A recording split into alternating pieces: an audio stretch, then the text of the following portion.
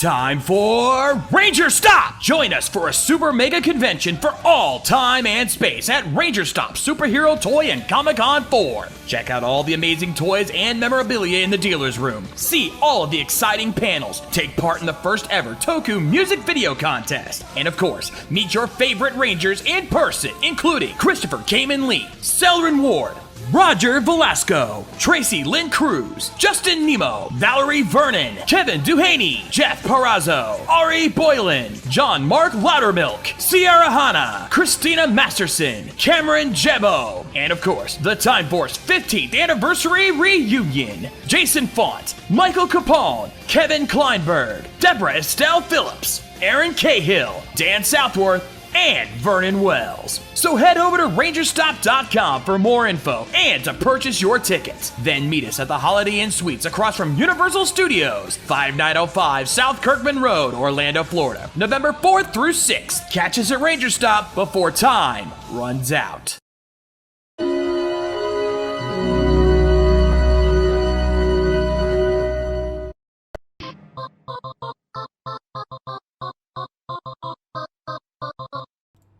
Good evening, ladies and gentlemen, and welcome once again to the Shades Plays Live.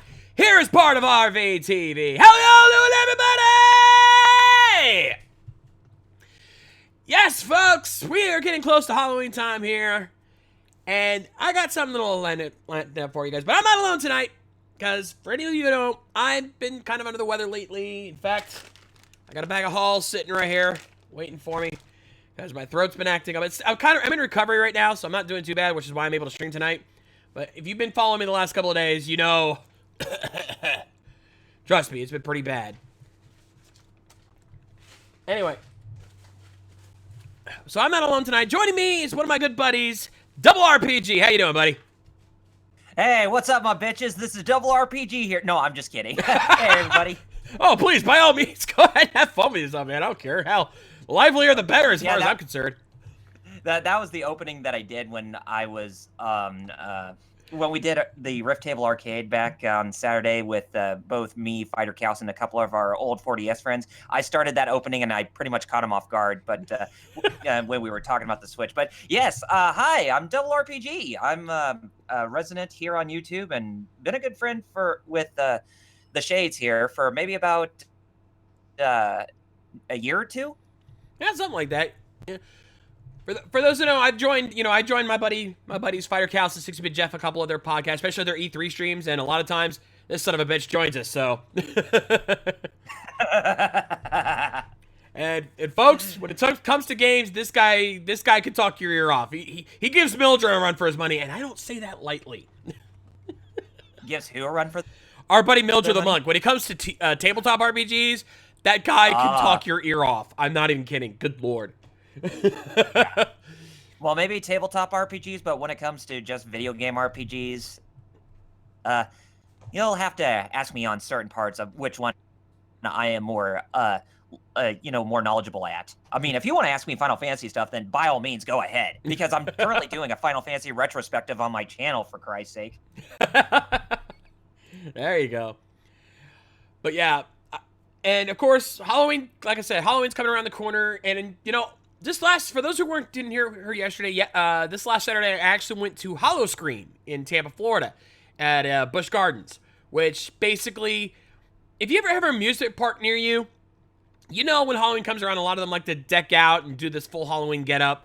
Ours kind of does that. We have they hire a bunch of actors to dress up in, zombie outfits and shit like that, roam around the park, just kind of scaring people left and right. And then they'll also have, these haunted house attractions that they kind of build up amongst the park. And some of our buddies from MetroCon actually work at Hollowscreen. In fact, the assistant director of guest relations, Mary, was also a stage manager at Hollowscreen this year. And because this last weekend was our wedding anniversary, me and Lady K's, she got us a couple of discounted passes to go to the event. Congratulations, by the way. Thank you. Very happy. Also, Zeltrex, thank you for that. I appreciate that. But And I went to the couple events. In fact, actually, I still have the 3D glasses here that I got from one of the haunted houses. Because one of them was in like a circus tent. It was a circus haunted house. And they had a lot of blacklight paint all over the place. And so if you put the 3D glasses on, it kind of popped out. It was actually really cool, though. They tried. Every single scare actor that knew, all the Metrocon guys that knew me, tried their damnedest to scare the shit out of me. But I've said this before. You can startle me. And my FNAF playthrough proves that you can startle me, but you cannot scare me. Really? Have you played the kitchen demo of Resident Evil 7 with the PlayStation VR yet?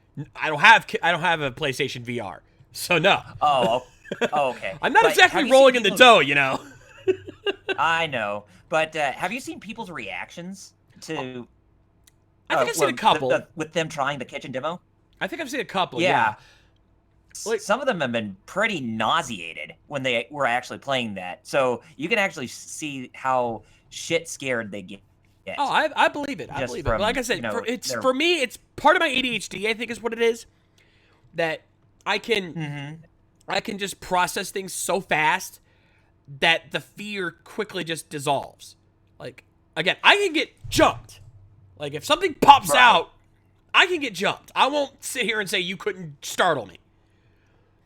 But as far as and we have to always go by the mentality. Nobody is afraid of everything, but everybody is afraid of something. So fear or being scared, that kind of stuff, it's a very subjective term because there are things that we do fear and there are things that we don't fear.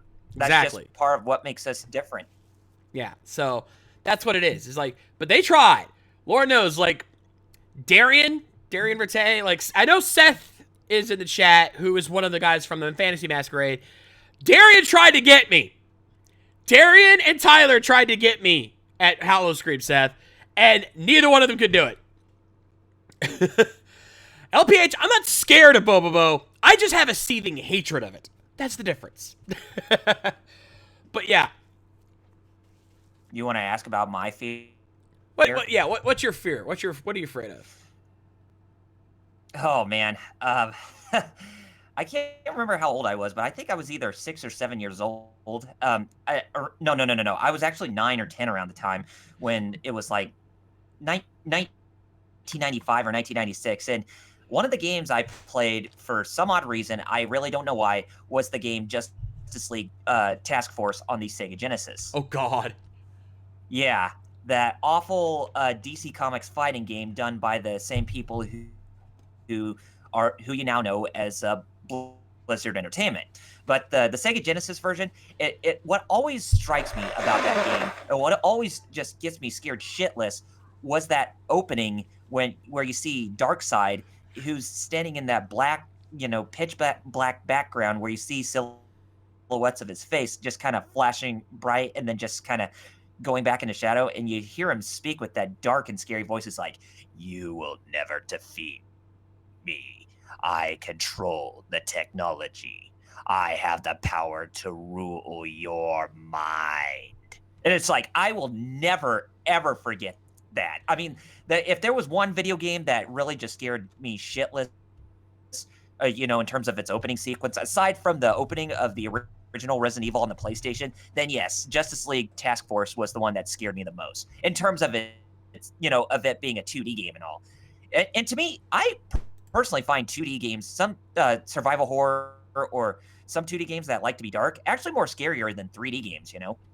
Just depends on how they create the atmosphere. But anyway, like if you want to talk about a scary game on the Super Nintendo, or the Super Famicom, then take a look at the original Clock Tower. I had a feeling you were going to bring that one up. I had a feeling. Mm-hmm. Also, Solar Star, not only is Hollowscream like, it pretty much is Halloween Horror Nights. Like, it's the exact same kind of attraction. It's just done a bit differently in some areas. But yeah, it's the same kind of feel there. So if you've been to a Halloween Horror Nights, you've been to a Hollowscream. But I will say this. Hollowscream actually did a better job startling me than Halloween Horror Nights ever did. Because I've been to both. Anyway. Oh, and LPH is good. I really do enjoy the remake, and I really think that the RE1 remake is far more superior than the original. I think everyone agrees on that. Anyway, we do have a game tonight. I'm not just here to talk. We're not just, it's not Shade Speaks, it's Shade's Plays. So, in honor of the Halloween spirit, I figured we go a little old, we're going to go a little old school on our end, too. And we're going to play a game that I'm sure some of you have heard of. A little game called Dungeon Keeper 2. I forgot to set that up right, but oh well. Dungeon Keeper 2. I'm sure a lot of you guys have heard of this game. This is not a very unheard of game. It was made back in 1999. It's a sequel to the original, of course. It is this obvious sequel. Hey, it's 2. But wait a minute. This is a Peter Molyneux game, isn't it? I believe it is. Yes. Back before he became the man of a million promises and lies. Yep. Fable, we will never forget the torrential downfall that you went under. Oh my god, yes. But yeah, this was developed by Bullfrog Studios, one of Peter Molyneux's original game companies before he became the man of monumentous promises. Thank God he never made Milo, Project Milo, or else that would be the beginning of Skynet for all of us. I don't think everyone wants to forget that. Also, by the way, you don't want to know how much shit I went through to get this game to actually come up on my stream. I went through hell setting this shit up. Turn that down. Yeah, I mean, DOS games are... Well, wait a minute. Is this just a PC game or is it a DOS game? It's a PC game because this was made in '99, so this was made at least by the time Windows 98 was a thing. Oh, okay. Well, I you know, and just so you guys know, I do live streams myself too, but I haven't really. I tried to experiment with PC games with my live streams through OBS, but I haven't even tried like a DOS game yet. So I haven't heard if there's an easy way to do DOS games, or if I just would have to do the normal way, like how I do it for the games that I stream. Yeah, you know, whether they be on handhelds or on consoles. Yeah, well, I'm also using OBS, actually, so you could probably take some tips from me on this one. But for this game... Oh, sure. What I had to do was I had to try to get it into windowed mode so I could do a window capture. Mm-hmm. But unfortunately, if we go into the options menu here... Graphics options. We have water translucency, environmental mapping, hardware acceleration, direct 3D, resolution, graphics options for like quality level, gamma, and shadow detail level. Notice what's missing. There's no option for full screen. Oh, it is full screen by default. I had to look online for instructions on how to get this into windowed mode, and let me tell you, it was not fucking easy. I had to mess with my fucking registry to get this to work. That's like how much trouble I had with trying to get Darksiders on PC to run on my PC, but unfortunately it always just kept crashing on me, so I had to find some program that would actually play it in windowed mode. Yeah. There are apps out there that are designed to take full screen programs and run them in windowed mode, but there are not many of them. I imagine for DOS games, if you're running DOSBox, you should be okay. I don't think that'd be a big problem, but yeah, I had to get this into windowed mode because trying to do game capture on OBS for this didn't work, and the only way it would work in windowed mode is if I actually got it into a fucking window, so thankfully I was able to pull it off. So we're gonna go ahead and get into a... Start a new campaign. Now, what's the My Pet Dungeon feature? I think that allows you to... That's like a sandbox mode, basically. Ah, okay. Yeah. So this is like Elder Scrolls, but, you know, set in 1999 before Elder Scrolls 3 and 4 came out. Actually, no. Like, this isn't Elder Scrolls at all. This is a city building kind of game, actually. Oh, okay. So, like The Sims, basically. Or like Civilization. Yeah, kind of like that. It's a little low-tech than that. Basically, you had to build up a base. It's more of a base builder than a city builder, I should be more specific. Like, you had to build up your base of operations and send your creatures out to destroy the good guys. Because we're playing the bad guys in this game. Ah. You'll see that here as we go into our first... level here. And, oh, shit. And, of course, because I changed the settings earlier, it's going to go to full... It's not going to go full screen, but it changed the size, so I'm going to have to... Oh, and it crashed. Fuck. Ah, Damn it. bollocks. And I haven't had a chance to record the new gash ad I was going to make for my RVT button. My new button. In fact, I think I lost the text file I was going to make for that. Shit. All right, let's try it again. Here, actually, you know what? Let me see if this will work now. Nope, it went full screen. Fuck. So playing as the bad guys, huh? It kind of reminds me of Shining Force 3, where not only would you play the good guys, but you could also play the scenario of the antagonists. Yeah, but here the thing is here, you don't get a choice. You are the bad guys. Period. Whoa, that's loud. So this is like Raises Hell, the Xbox game, where you're pretty much like the xenomorph alien in the land of the Care Bears, and you're just tearing up the Care Bears to shreds. Something like that. Actually, a better example of a game that you might remember, Overlord. Oh, yes. That's more of what we're doing here. That was here. not too bad. Yeah, but I was just going to say Raises Hell on the original Xbox was actually a pretty okay game. It was actually not that bad. Funny premise.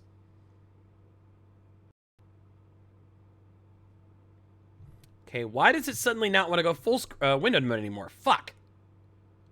This is not good. Now the other shortcut I was using doesn't want to go windowed mode. This could be a problem. Yeah. Because I can't stream that. Yeah, Solar Star, we all would love to see a xenomorph slaughtering the Care Bears.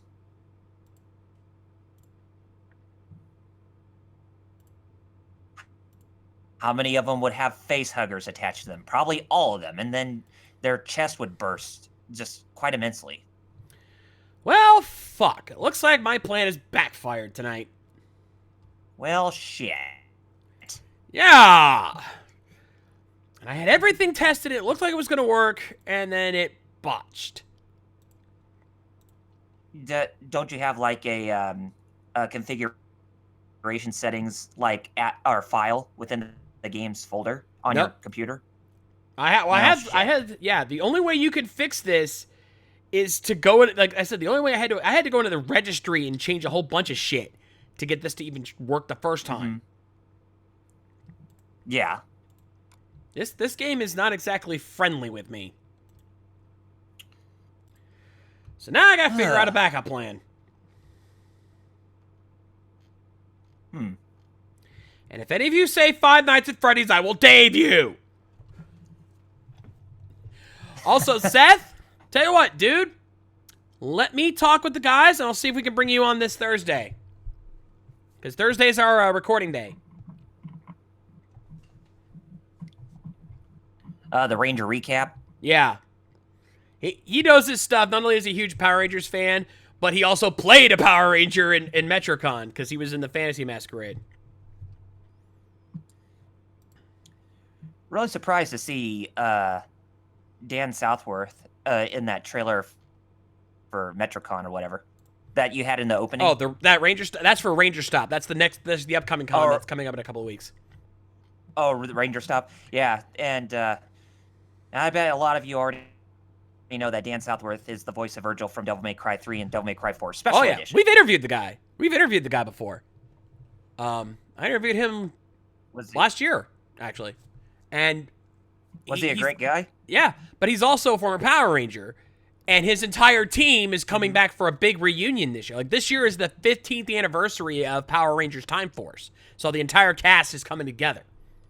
Nice. Because they got all 6 Rangers and the villain coming to Ranger Stop. And the villain was played by Vernon Wells, who was also in Commando. I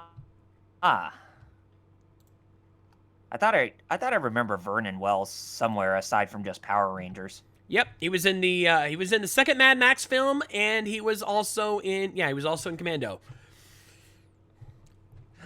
Was he Bennett in Commando? Yes, he was Bennett. You're getting old, John. You're getting old, John. Yeah, that guy. He also played the villain in Time Force. Trust me, Maddie J is looking so forward to interviewing him this year. It's not even funny.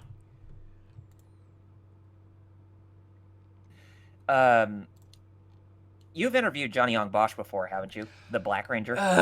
You don't want to get me started on that. I have a story with that. I did interview him once, but the interview, because of circumstances beyond either his or my control, the interview ended up being crap. And because of his change of interview policy, I will never get another shot at it. Sorry to hear that. Yeah, I mean, it's not Johnny's fault. And his reasons for not doing interviews like that anymore are understandable. But it just sucks. And it just makes me so pissed off at the guy that I can blame for this that fucked me over so bad. Yeah, I would be pissed off at that guy, too, if I were in your shoes. All right. Well, I just got an idea for a backup plan. I'm going to have to fall back to one of my standbys, which when it comes to Halloween, especially for Halloween, would be good. But we're going to do some Binding of Isaac. Oh, boy. Oh, yeah. The original or Rebirth? Rebirth. Ah. Though I have both. I do have both. Yeah. Which do you prefer more? I think because of the complexity of the items, I kind of got like Rebirth just a little bit more. Plus, there's still one more update coming for Rebirth, as far as I know. I still have yet to try that game. Rebirth? Well, either Binding of Isaac, either the original or Rebirth. Ah, okay. If you're not, there's not really much of a story there, though there is something, as even Matt Pat could do a game theory on it, so there's something there. But I'd rather not talk about Matt Pat. Just a personal preference. Fair enough. Fair enough. But it's more just about seeing what, just playing through, seeing how good, see if you can work with what you got and see if you get to roll the dice and get the good items. Oh, yeah. I mean, the story itself, of course, it's supposed to be a representation of the Binding of Isaac from the Bible. That I know of. Kind of, sort of. It's more of a different take on it because you're playing as the young Isaac, and you're trying to escape that sacrificial fate. Yeah, from his mother. Yeah. But there's definitely a huge amount of biblical references in the names of a lot of the monsters and a lot of the items that you collect. Yet, not every ending's going to be a good ending. This game doesn't really have a good ending at all. No. Unless if you want to count Isaac finding himself a quarter inside that treasure chest, then yeah, I think that was the only thing closest to a good ending that we got in that. Pretty much. And that's not even one of the story endings either. Yeah.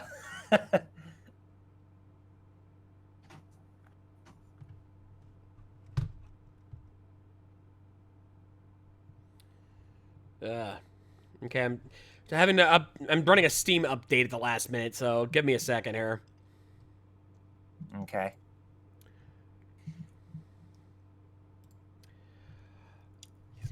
Seth, I don't think I have. I honestly don't think I have played that yet. Ranger?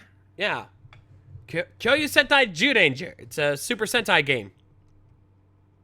Ah. Basically, it's a Mighty Morphin Power Rangers game. Let's put it that way. I haven't even played a game like that, but I do have a Super Famicom game, and I think it's the one where it's a crossover between Gundam and Ultraman and Kamen Rider. I think it's the SD forms of those one. characters. Mm-hmm. Yeah, I think I know that one. There's just a couple of those games. The beat 'em up with those chibi forms of the heroes. Yeah, the SD games. Yeah, Super Deformed. Is what I got one of those. Mm-hmm. Yeah, I've played a few of those ROMs. Well, I don't have the ROM, but I do have the actual cartridge. Nice. Yep. And just so you know, guys, I actually do like to collect imports, but mostly on either Super Famicom games, which I need to start actually building up more of Famicom and Nintendo 64 cartridges that are Japanese. And I only got a few for both Famicom and Nintendo 64. DL Bot, you can kiss my ass. I know what game that is. Fuck you.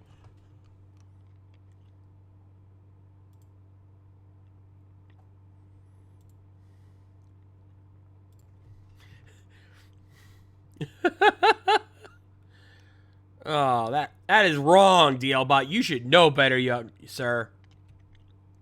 That sounds like the levels of wrong as if you were to play Sonic.exe. Did you see what game he suggested I play? Yeah, Convoy no Nazo. That's the Transformers Japanese Famicom game. Oh, the one that the Angry Video Game Nerd did in 2009. Yeah, that one. The Mystery of Optimus Prime. Or he was called Convoy in Japanese. Yep, that's why the name Convoy no Nazo. Mm-hmm. Instead, you're not even playing as Optimus Prime. You're playing either Ultra Magnus or Rodimus. Yeah. Okay, what the hell, Steam? What's taking so long with this update? Which I guess that the story is loosely based off the movie, or at least season 3 of the Transformers. It was supposed to be used as a bridge between seasons 2 and 3 of the original series. Actually, my buddy TG Omega, actually, long time ago, back in the early days of his review show, did a full review of the game as well. And he actually completed the game and explained how to get the secret ending. Ah. So, yeah, he did all that. Was the secret ending worth it, though? No. Because that's how the secret ending is how you play as Rodimus. You have to collect the 8 letters that spell out his name throughout the game. Mm-hmm. And then it just lets you know that's how you got it. And then you just play the game again as Rodimus. So fuck that noise. Yeah, it's something like, that kind of reminds me of Cool Spot on the Sega Genesis and Super Nintendo, where you go through the bonus games, and if you collect the letters UNCOLA for Uncola, then you actually get like a bonus ending or something. And yeah, the bonus ending wasn't really worth it. Yeah. Okay, so it seems Steam wants to be a dick tonight and is not even going to let me do Binding of Isaac tonight. Ugh, shit. Yeah. You still stuck on the update, or? Yeah. It's Jeez. Yeah, it's stuck on the update screen.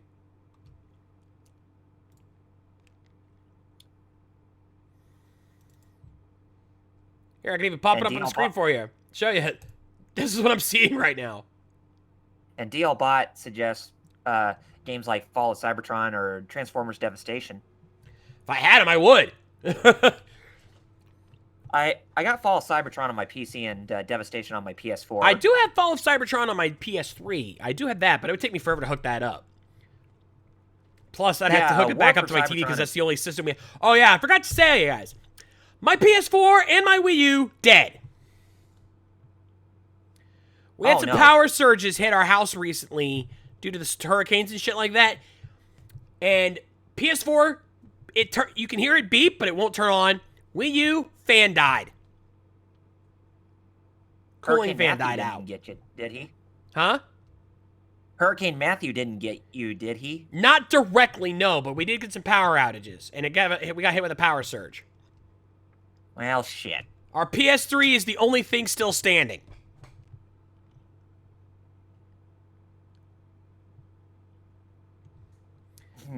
Which, considering that, I believe it was LPH that sent me the Wii U, and the amount of money that Lady K paid for the fucking PS4, that's a freaking shit ton of money we lost. Damn. And we're not exactly rolling in the dough. Hell, only recently did my wife actually go out and buy me a new processor for my desktop. Then how are you going to get the Nintendo Switch when it comes out? We're saving up for that next. Yeah. Because it's no sense saving up for a new Wii U when the Switch is coming out. That'd be a waste of money. Yeah, I was kind of in the process of debating whether or not if I should get a new graphics card for my computer or just wait until the Nintendo Switch comes out, because I think I was already, sold on the Switch after seeing the reveal trailer. And it's like, okay, I'm going to need to set back some priorities on PC stuff later and then just focus on the Nintendo Switch, because that's like probably the first thing I'm getting after putting in a full-on pre-order for it after I get my tax return. Seth, yeah, pretty much. I mean, I'm pretty sure I could fix it, and I'm going to take a look at it at some point. It's just that with the fan dead, it overheats and it shuts itself off, so it doesn't last very long. All right, you know what? Until I actually get Steam running, I'm going to switch back over to my front cam so you guys can see me better. Plus, fucking bug problem over here, too, while we're at it, because of this freaking heat. We're actually going to have to call in a pest control guy soon. Did you try restarting Steam? I can't. Oh, hold on. Let me see. Cancel. Let me cancel the update and see if that does anything. Okay. I was going to suggest if you went into Task Manager on your PC and just, did it that way, turning off Steam right there, and then just restarting it back up. Oh, the problem is it's running an update. So if I did that, it'll just restart the update. Ah, I see. Yeah. I can't really get away from this problem.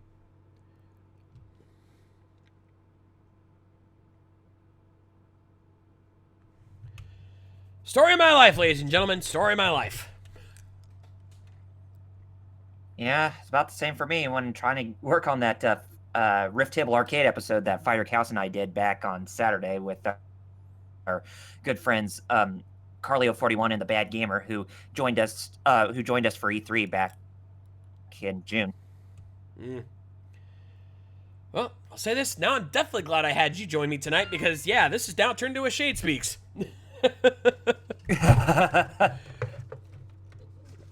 Well, there's got to be a miracle somewhere. I can't think of anything else that I really want to play that would fit the mood. And then I wouldn't have to go through a dozen different hoops to set up either. Actually, since I mastered, this hole behind me was from my head. I threw my head back too hard and I hit it just in the right spot and it put a hole in. I was not happy about that. I'm just thinking of what could possibly work out for you. My PC's not very powerful. That's the problem. Like I was just saying, my wife just ordered me a new processor. We actually had to figure out what processor my desktop uses, because right now I'm running a dual core, which anyone who works in video production will tell you a dual core is shit for video production. Yeah. So we found the best 6-core we could find, and we're getting one of those coming in soon. I'm gonna be getting myself a new Intel Core i7 at some point, but it's gonna be one of those. But it's gonna be one of those LGA 1155 processors, because that's what my motherboard takes, and I think the highest one is like i7 3770. I just need to get stronger processing power for some of my games. That's all. Yeah. LPH, I honestly don't know what we're going to be doing for Halloween next week. I don't know if we're going to be doing anything. Whoa, Seth, what the fuck? Did I say something, dude? He's flipping out in the chat over there. Wow.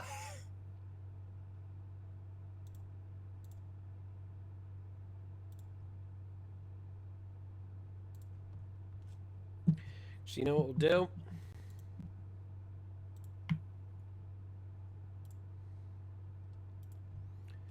As long as I set the chat up in here, so you guys can make sure you know what we're reacting to. Yeah! Yeah! That's my point! I'm running a dual core! 2 cores.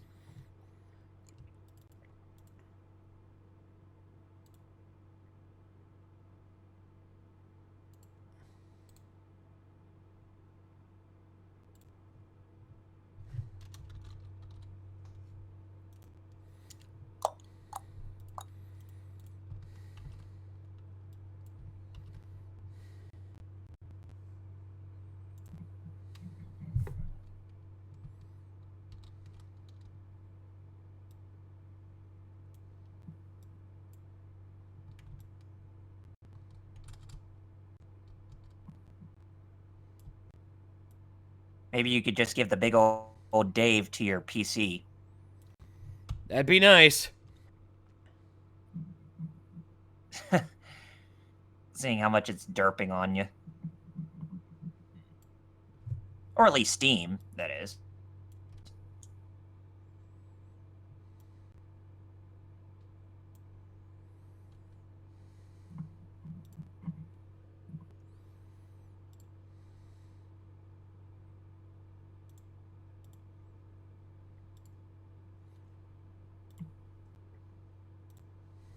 There, got the chat back up so you guys can see what we're talking about here.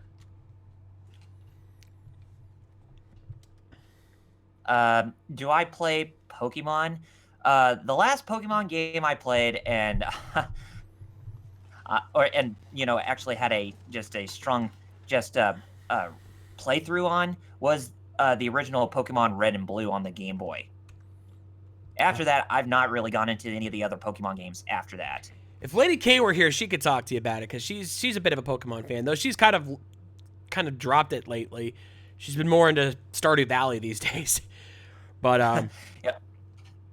But as far as the Hyper Sun and Moon, huh? I was gonna say, in terms of Sun and Moon, I mean, I'm just indifferent, but I do like how the game looks and what all that the Pokemon Company and Game Freak are going for with this new installment. It's going to be interesting. Like, they've got a lot of big plans coming up for this. Like, I mean, hell, I don't know if you've ever heard of the channel Noggin, GNO. Yes. You've seen his series. Holy crap! And how he predicts that Sun and Moon is actually going to be the last game before Game Freak just reboots it for whatever new hardware generations that they have going for. Like, there's a supposed Pokemon game that's already in the works for the Nintendo Switch. Yeah. Yeah, for those who haven't seen it, Noggin, or Loxton as his actual name goes, but Noggin's his channel name, is another game theorist, kind of like Matt Pat. In fact, you could definitely tell he was inspired by Matt Pat. And he recently he's been doing this in like series of videos explaining this whole Pokemon endgame theory. And it's freaking insane, the correlations he's come up with. Like, when you really look at it, like, holy shit. This guy is actually putting Matt Pat to shame in terms of the amount of research he's doing for this. Oh, God, yes. You can definitely tell he is a big fan of Pokemon as well. I think that's the understatement of the millennium there, my friend. It's insane. Also, DLBot, I haven't seen Generations yet. I need to watch that because I heard it's pretty good. Yeah, you ask Fighter Chaos about it. He has good words to say about Pokemon Generations. I need to get Chaos on here, actually. He's way too busy making his webcomics. I'm surprised Jeff has.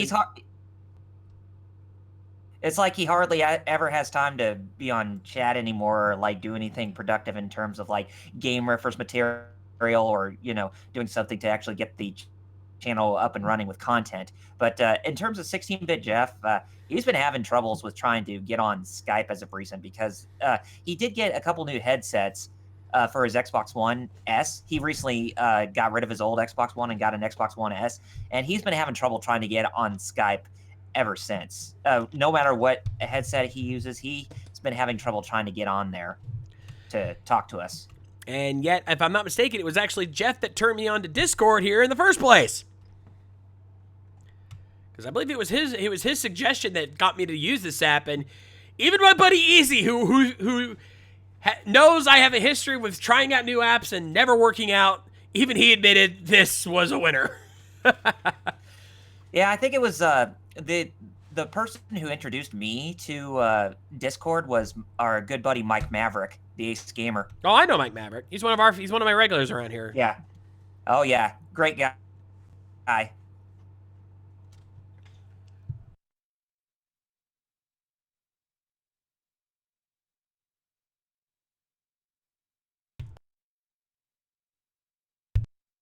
And that's what we used to record our episode of Rift Table Arcade back this Saturday. Nice. And just so you guys know, we did it we did a Nintendo NX or a Nintendo Switch discussion. It was like a huge roundtable discussion that lasted for nearly 3 hours. So about the length of a Ranger recap episode that Shades and Easy and Maddie do. Oh, wait a minute. Ladies and gentlemen, our night may not be screwed yet. Steam's finally starting to load. Woohoo! It's a miracle! Yeah, Solar Star, Ash has been a lost cause for a long time, and it seems like he had the perfect opportunity to actually become the Pokemon League champion in X, Y, and Z, but looks like the creators actually threw him a monkey wrench all over again. They So do that every nothing has fucking time. changed. Yeah, I know. It's like it's getting ridiculous. I mean, we're already coming into the 7th generation of Pokemon, and still Ash has not been able to win a Pokemon League championship. At this point, And speaking of which, there are no gyms in Sun and Moon. yeah, this was his last the thing I'm chance. scratching my head about. This was pretty much Yes. his last chance, and they fucked him over again. How do you take him legitimately as a hero when he can't win the big one? I guess you could say, they're taking Ash to school, but in a comedic but deserving way, if you were to put it in that context. Yeah, I still call bullshit. Of course. God, you had all this time to actually become, a great hero, but yet, jeez, it's like Ash is the equivalent of Glass Joe from Punch-Out. Pretty much. Well, I mean, when it comes to Pokemon League championships, Yeah, if he loses the 100th one, then you can tell that he's going to need some sort of handicap placed onto him, so that way he can actually win with no problem. I mean, if you played Punch-Out for Wii, then you'll get the reference of what I'm talking about with the characters if you fought him a second time during that story mode or whatever. Glass Joe lost his 100th match, and he had to put on like one of those head guards or whatever to protect his brain from actually getting damaged, because that's his weakness.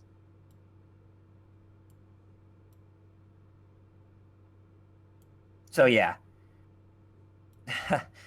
if Ash doesn't lighten up soon, or if the anime creators don't improve Ash soon, then yeah, if the Pokemon Sun and Moon is supposed to be the last, or with what Noggin is going by, or Loxin, then yeah, he's just a monkey wrench, no doubt about it. Yep. All right, I'm loading Although up I Binding did of like Isaac now, Asper so just Ninja. give me a sec.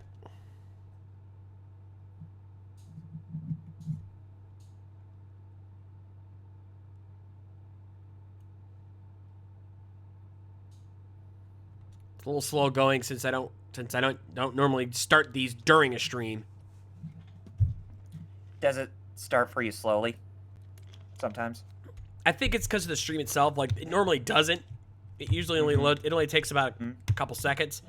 But because of the stream, everything's getting bogged down. Hell, it took forever to Steam to finish updating, so I'm assuming it's the same thing there. Too many updates on the stream. I mean, not the stream, but Steam. Seriously, almost every time I open up Steam, it has an update to run. Yeah. Same thing can be said for GeForce Experience on my computer. Oh, God. I got that, too. I've got an NVIDIA card, I know. What's your NVIDIA card? I think it's a GT610, I think? A GT610? Oh, I got a GTX 960. I might be wrong, though, so I'll have to double check. But I want to get either a 1060 or a 1070. At some point. But of course, if I went with a higher, then I would need to get myself a new power adapter for the back of my computer, so that way, or a stronger one, so that way it'd be enough to handle the graphics card. Yeah, I already had to upgrade the power supply in my desktop. Mm-hmm. One, because the old one burned out.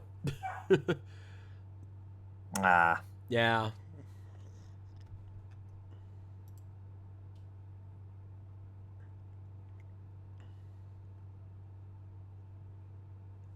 It's like, when are graphics going to stop being all so advanced? How much can the eye see, you know? Or how much detail can the eye perceive? I think at this point we've already reached that level. It's just they still want to keep pushing it. Like, they still want to keep pushing it beyond what we can see. Yeah, and it's like, how can you do that? Who knows? At some point, history's going to inevitably repeat itself, and then we're going to be stuck with retro game. We're going to start with retro games all over again. We're already kind of hitting that route, aren't we? Yep. I mean, look Thanks at to games like indie games. Shovel Knight. Prime example right there.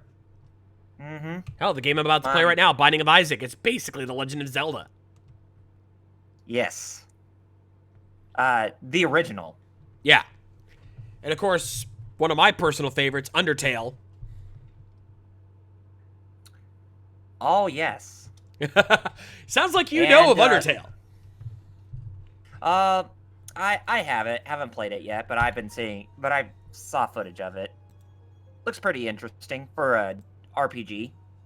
Isaac, I mean, a bullet hell RPG. That's small house quite creative.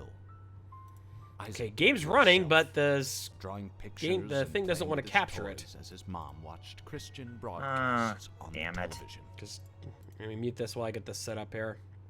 I'm not out of this yet.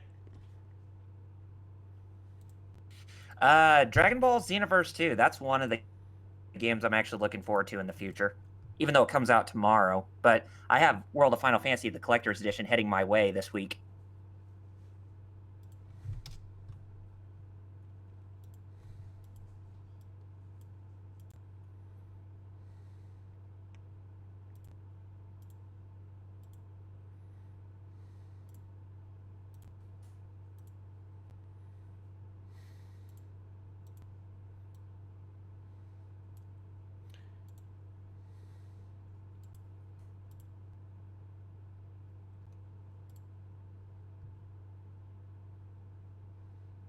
Yes, and Injustice 2 is another I'm looking for. I really like the first one. Definitely think it's one of the best fighting games I've ever played. Even though it's, technically Mortal Kombat, but just lowered down on the violence. Mortal Kombat 9, that is. The soft reboot for the franchise.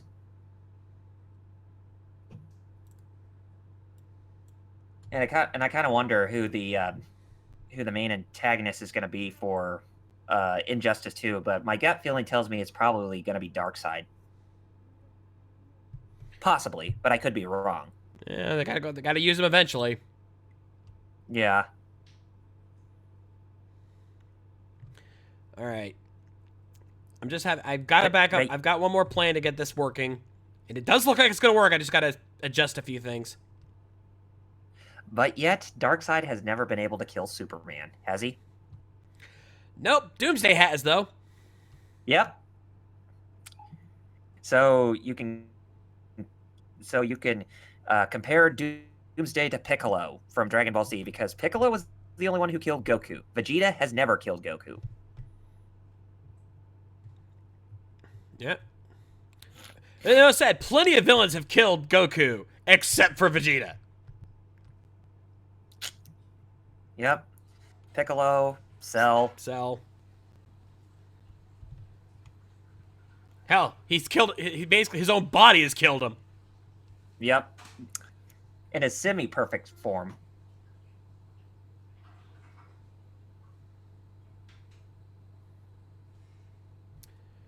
Ben, you've been here since the beginning of the show. You should hurry.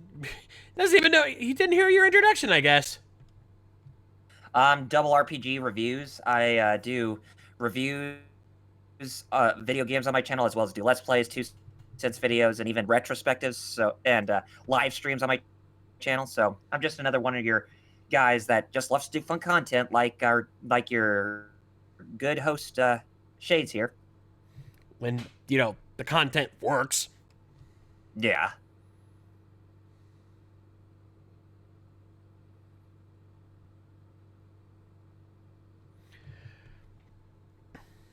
Yeah, because of this, And, I'm going to go ahead and go an extra hour tonight because it's going to take me a long to get a good game going here. Yeah, I'm fine with that.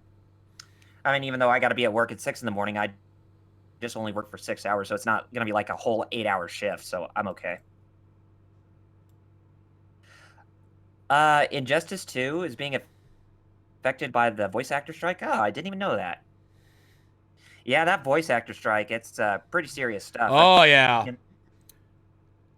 Oh, I'm gonna laugh when these game studios think they can get away with like using low quality talent, and that first batch of games comes out and it ends up being utter shit. Yeah.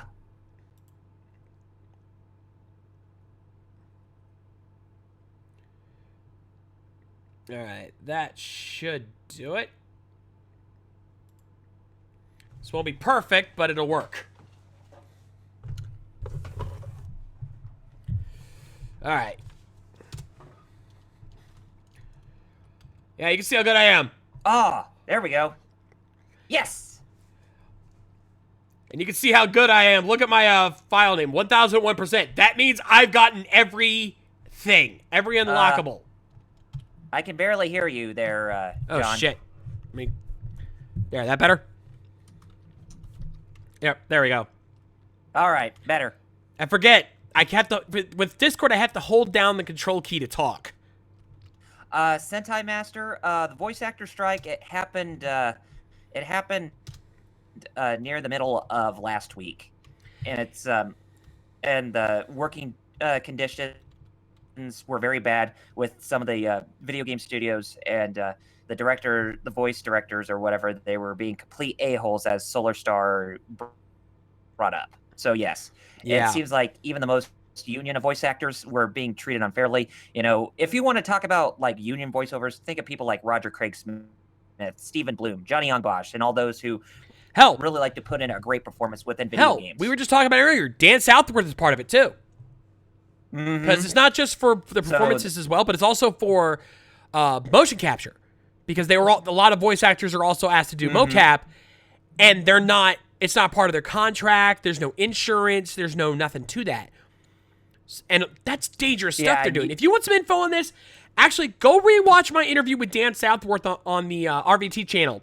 We actually talked about this because this has been building up for over almost a year now. This has been building up for over a year now. And you can guarantee that people like Troy Baker are also a part of it too. Oh, easily. Yeah, and Nolan North.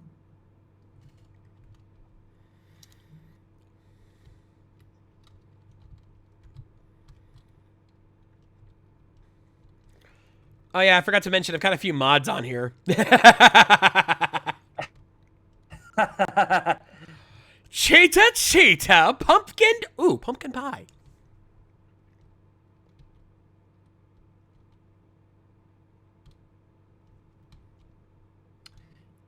Stephanie Shea, I think you are the best English voice of Sailor Moon. Would you hate me if I told you I've interviewed her? I saw your interview with her back in 2014 or 2015. Something like that. Yeah, that was a great interview. I'm really jealous that you actually got to meet her. The only voice actor I've ever met was Michelle Ruff. She's on my bucket list. Oh man, I got to meet her in 2008 when I was living in Arizona. So I went to the Phoenix Cactus Comic-Con, where her and Lucy Christian were there, and I think it was it Greg Ayers or Chris Ayers? No, it was Greg Ayers. They were three of the voice actors from video games and anime who made an appearance over there, and I got to meet all three of them. And Michelle Ruff was quite a down-to-earth gal, a great person. If I ever had a chance to meet her again, I definitely would. Judging by her tone of voice, I believe it. Mm-hmm. Yeah, and it was around the time when Bleach was heavy popular in the United States, or around the world, too. And everybody was starting to know her as the voice of Rukia. Fuck that. I talked to her about Yoko. I don't know who I would talk to her about. if I had to talk to her about something, whether it be related to video games or anime, in terms of anime, probably playing the voice of Luna in Sailor Moon. But in terms of video games, I would talk to her much about Jill Valentine from Resident Evil.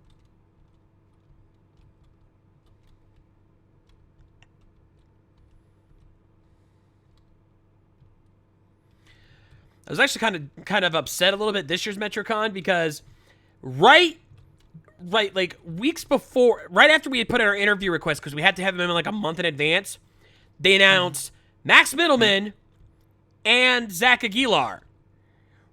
Now, at the time, I wasn't too worried about it because I figured, oh, okay, you know, there's a couple small guys, not worry about it. Then, guess what comes out a week before the con?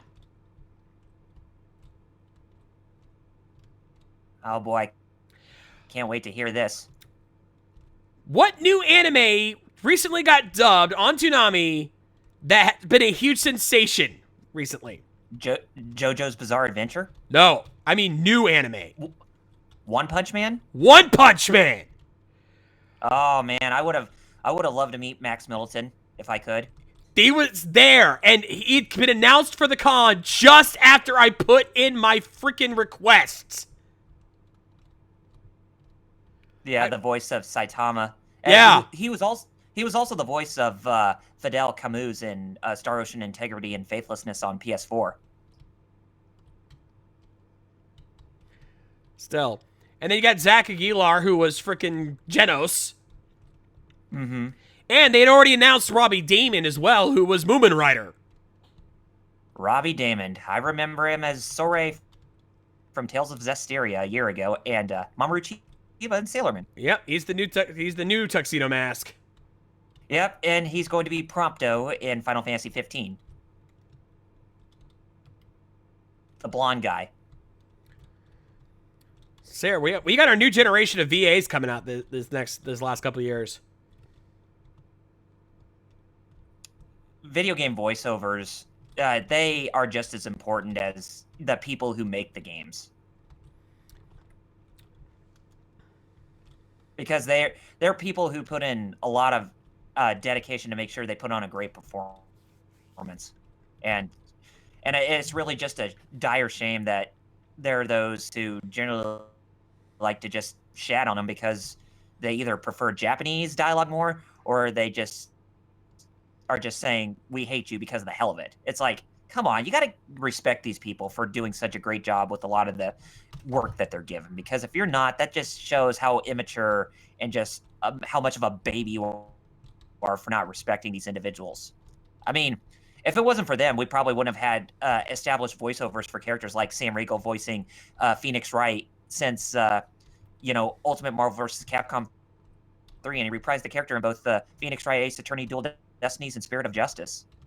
Yeah. You gotta have those. Like, they just don't understand the power of a good voice. Yeah. It's kind of why I do the things I do sometimes. I've been testing the waters with the voiceover work. I'd love to be able to get involved in the project, but at the same time, if I was ever going to do like actual anime voice, like I had to move to either Hollywood or Texas. I would probably be better for like the hero voices. I just don't think I have that quality to be like a villain type of voice. Oh, I could definitely pull off the villain voice. Like, I could probably do like a classy villain, like, I almost kind of want to be like a Maximilian Pegasus type guy. Well, probably the only closest type of voiceover maybe I can pull over is Liam O'Brien doing the voice of Gaara from Naruto. Oh god. When in the anime when Gaara was in the mode of like hatred before he became good.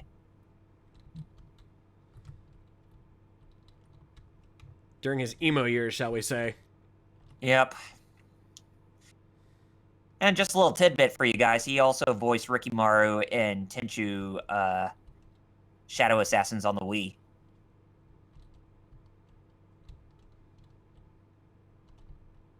But yeah, he's another one of those people who've done a lot of voiceovers, much like the ones that we already mentioned. And he was Nephrite in Sailor Moon as well. A lot of people I'm mentioning are from the Sailor Moon anime done by Viz Media, the new one. Well, Viz picked like their top talent for that. Yeah, and I think it was Naoko Takeuchi who also had a hair say in this. Or a hearsay. Naoko Takeuchi, the creator. Yeah. Because she was not really happy with the original dub of the anime back in the 90s. Gee, I wonder why. And, I can't really blame her either. I mean, back then, I enjoyed it for what it was, but when looking at it now, that dub did not age well. It did not age well. Trying to make it all 80s, 90s flair is like, that kind of betrays the original message of what the creator was going for, or what Toei was going for. Oh, yes, he did voice War in Darksiders. I forgot about that. Thank you for bringing that up, Mike. Yeah, that's Beast Wars fan for us. Our fans can be very smart sometimes. It scares me. Mm-hmm.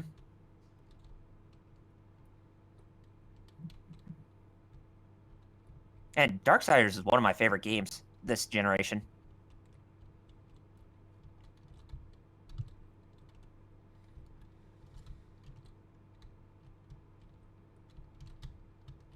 Which I hope THQ Nordic actually gets on the roll with making Darksiders 3 and 4 at some point. So the English voiceover auditions are now being sent to the original creators to let them determine what they deem to be most appropriate for the voices.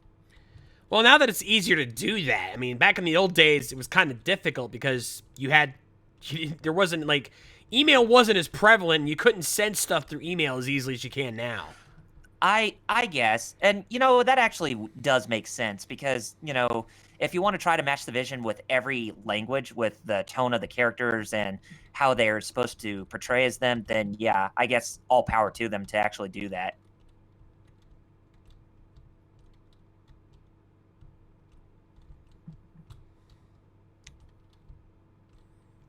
Except for how much 4Kids bastardized One Piece. Let's not go there. Yo, Monkey D. Luffy! I always like to bring that up. And I'm sorry I brought up a really terrible memory to all of you. I'm just glad One Piece has gotten a second chance here thanks to Toonami. And Funimation. Oh, yeah. My wife is a huge freaking One Piece fan right now. It's not even funny. Yeah, and even the creator said that One Piece is not done yet, but it is like 65% done at this time. Yeah. But I think why I don't complain about the series being this long running compared to like Bleach, Naruto, and others is that, like I said, he has an ending. He knows where he's going. Mm-hmm. He just wants to take his sweet time getting there. The problem that Bleach had is that they wanted to keep going. They didn't, but they never had a solid end game. Yeah. They rushed the ending. It's like it could have been better if they didn't rush it, but they forced it. Is what it was. Yeah, they forced it. They forced it because the creator wanted to keep going, but he didn't have a solid end in mind. He just wanted to keep the series going as long as possible. Whereas Ichiro Oda, the series is going to keep going, but he knows that at some point it's going to end. He knows where it's going to end. Mm-hmm. It's just he's having fun along the way. Mm-hmm. Those are the type of people you gotta have. I mean, and you gotta have more trust in them, so that way, if they know what they're doing, then they're gonna give you the best result in the end. I mean, like what Eiichi Oda is actually doing for One Piece right now. I mean, it's really hard to actually find like a good manga that actually, there is a vision, but it's just the creators are taking their time to actually make sure it actually gets executed perfectly with how they envision it. I mean, if you want to compare something, I mean, take a look at something like Fist of the North Star, or even the current run of the Berserk manga.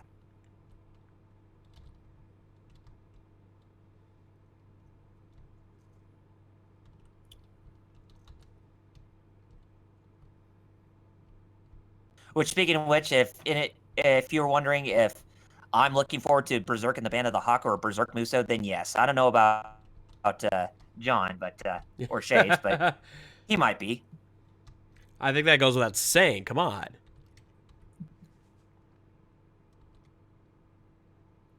Would your wife let you play that game? Probably. I mean, I've played Muso games before, and we play violent shit all the time, so. Well, have you ever read any of the chapters in the Berserk manga? Not really, but I definitely know what's in them. Yeah. And you probably saw the teaser trailer for Berserk Muso when it first came out in June, right around the time of E3, right? I have to go back and rewatch it.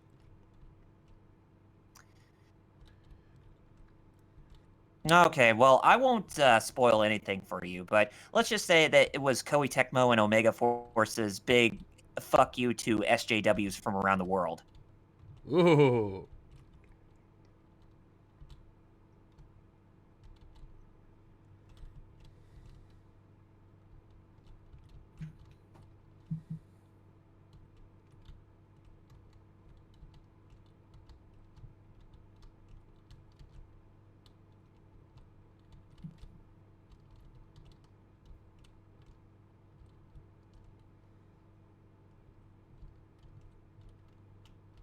You know, and speaking of anime, I'm finally glad to know that Full Metal Panic is finally getting a fourth series. What? Okay, now that I did not hear. Yeah, it was just announced not too long ago. Full Metal Panic is getting a fourth anime series, and I guess it's supposed to finish up the main story, because since the story's already or the manga's already finished. I guess they just waited until that was done before they went there. Yeah, and honestly, I really do like Full Metal Panic.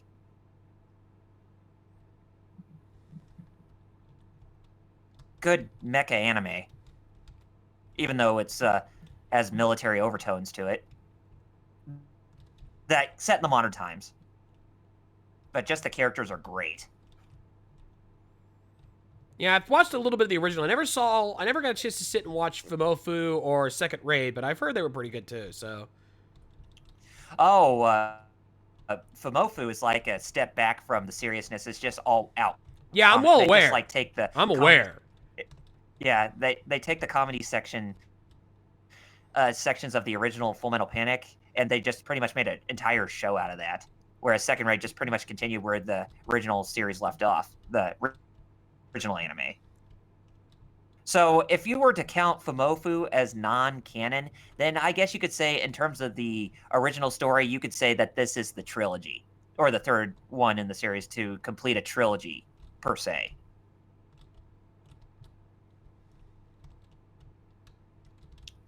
All I can say about the original Full Metal Panic, so much fan service. Well, it's anime for you these days. I know, but they really have lightened up in the other iterations. I mean, in the other animes, it's like really less, so that way they could actually, make a story out of it. I mean, it kind of suffers that same fate as like Dragon Ball, how they had way too much fan service at first, but as time went on, Akira Toriyama just toned down the fan service quite immensely to make a great story. Yeah, until the execs kept trying to butt their heads into everything.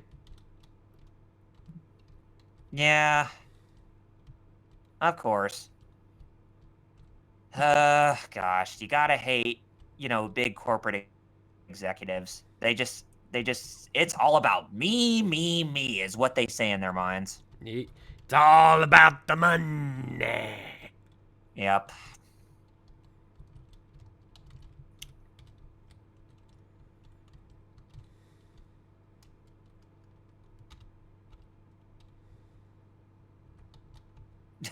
Just like how Konami and Activision only see dollar bills and not the quality in their products. Hashtag fuck Konami.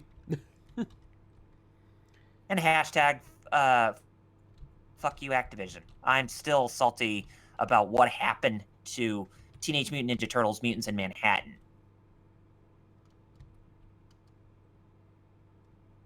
God, I was so pissed off with that. How Activision did not give Platinum Games enough time to actually make a decent game out of it. The only time that they actually gave Platinum Games a decent amount of time to work on a game for them was Transformers Devastation. That game is still probably one of my most favorite licensed video games in this day and age. Well, it may not be like a masterpiece, like a Game of the Year masterpiece, but damn, is it good for like a AA type of experience. Oh boy. Fighting. Oh man. So deep. So deep there, John. So deep. You're fighting the angel there. Please, I've got this in the bag at this point, though. I need to go over here real quick.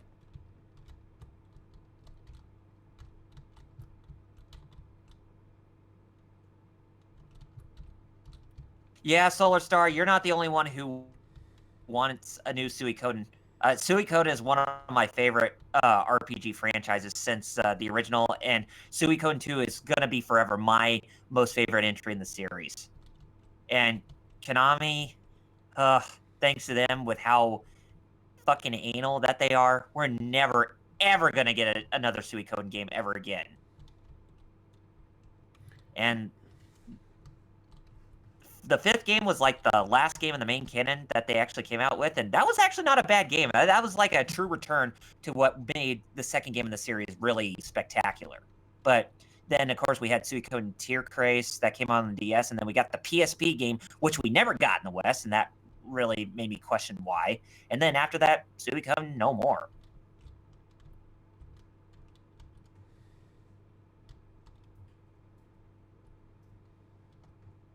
Yeah, they didn't even show all 27 true runes. They only showed, like, maybe what equates to 75% of them, but nothing more.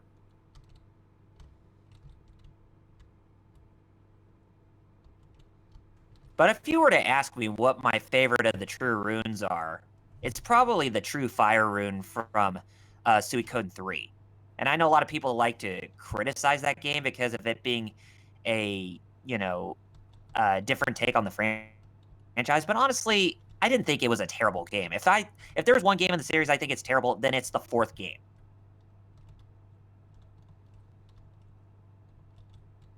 Yeah, Johnny Young Bosch was one of the voices for the Prince in Suikoden 5. He actually did pretty good for that voice too. I really liked Jameson Price as George Prime in that game. He was spectacular.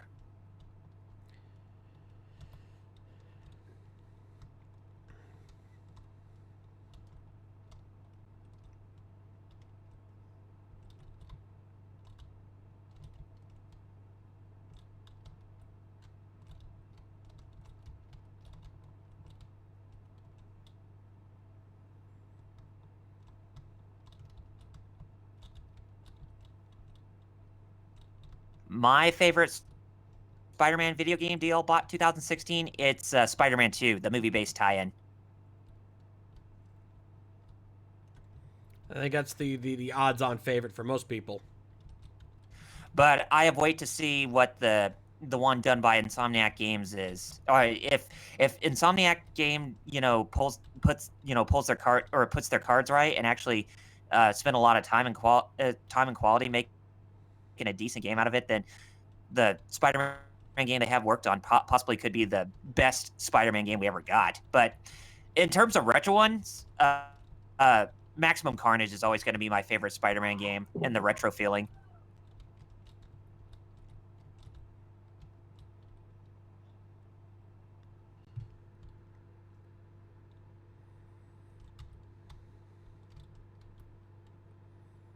Oh yeah, and Karen Strassman, she did voice Cyleads in Suikoden 5, didn't she? I remember her voicing Rosa in the DS remake of Final Fantasy IV and Mint from the Tales of Phantasia OVA.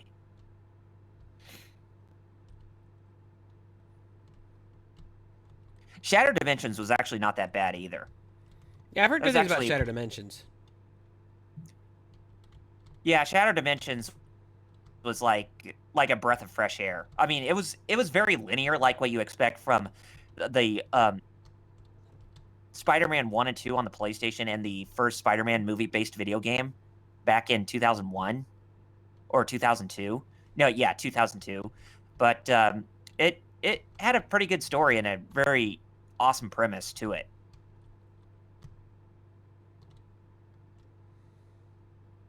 And I still stand by that Neil Patrick Harris is the best voice of Spider-Man.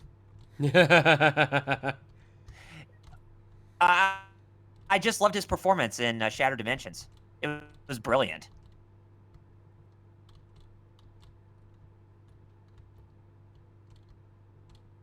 Why did you appear in the Smurfs movies, Neil Patrick Harris?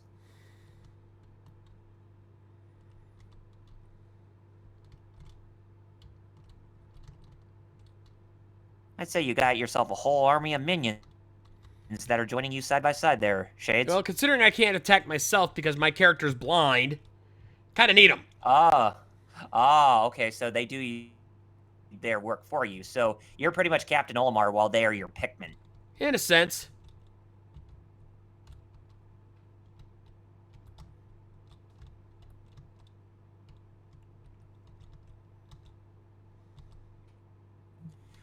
Christopher Daniel Barnes, that was the 90s Spider-Man for the cartoon that was on Fox Kids. Yeah, he was a great voice, too. But I'm really not familiar that much with Josh Keaton. I think he played the Spectacular Spider-Man, if I'm not mistaken.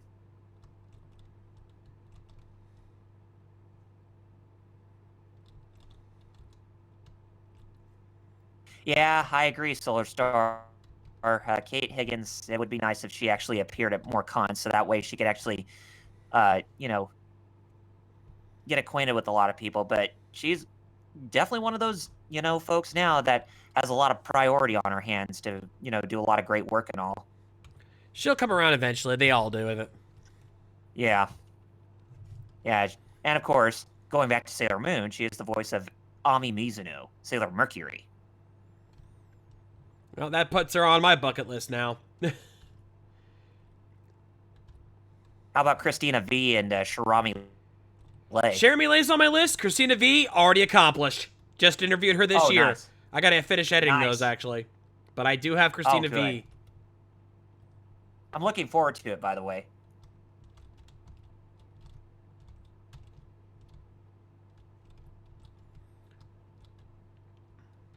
Yeah, this year we got Christina V, Laura Host, Eric Stewart, Kirby Morrow, and Richard Ian Cox. Oh, you got Brock. We got Brock. We got Kaiba.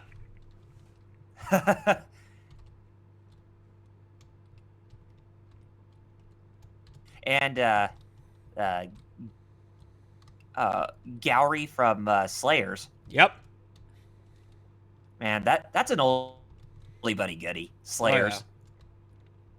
I think that was like one of the only, one of the first times that Crispin Freeman became famous. Yeah, that was what in the voice acting industry. He took over for one of the characters halfway through. Zelgadis. That's it. Just trying to remember. Yeah, he took over for Zelgadis partway through after the first season of the original series. He was a great voice for that character too. Oh, he was. He's another one I've gotten a chance to interview twice, actually. Yeah, he was also Regal in Tales of Symphonia, if I do remember. Yep, Regal, and of course, I would be remiss if I didn't bring up the fact that he's Kion in the Haruhi Suzumiya franchise. Yep, that is true. And he is Rude in Final Fantasy VII Advent Children, and Crisis Core. He's got, like, I've always, and if you've ever heard the man talk, like, I give it the distinction of being the most intellectual voice actors, one of the most intellectual voice actors you will ever talk to. Mm-hmm. Because, like, And he and of course, acts we like can't he forget him as talks. Sundowner from Metal Gear Rising: Revengeance. Huh? I said, of course, we can't even forget Freeman, or Crispin Freeman, for the voice of Sundowner from Metal Gear Rising. Ah. But too bad he wasn't the senator. Yeah, don't fuck with the senator. So I've seen. That was like, seriously the most memorable boss battle in all of the Metal Gear franchise. Probably next to, Snake versus Liquid in the first game, or, Big Boss versus the Boss in MGS3. But just Raiden versus the Senator, yeah, that's like one of the best final boss fights you'll ever see in a video game. Just because of not only because of how awesome it is, but just how tongue-in-cheek and just insanely ridiculous that the whole thing goes. Oh, so you're finally fighting Isaac's mother, huh? And dead. And dead. What's that that's coming out of the doors? Is that, or are those supposed to be pimples, or? I honestly don't even want to question it. Yeah, probably best to not even question it that way.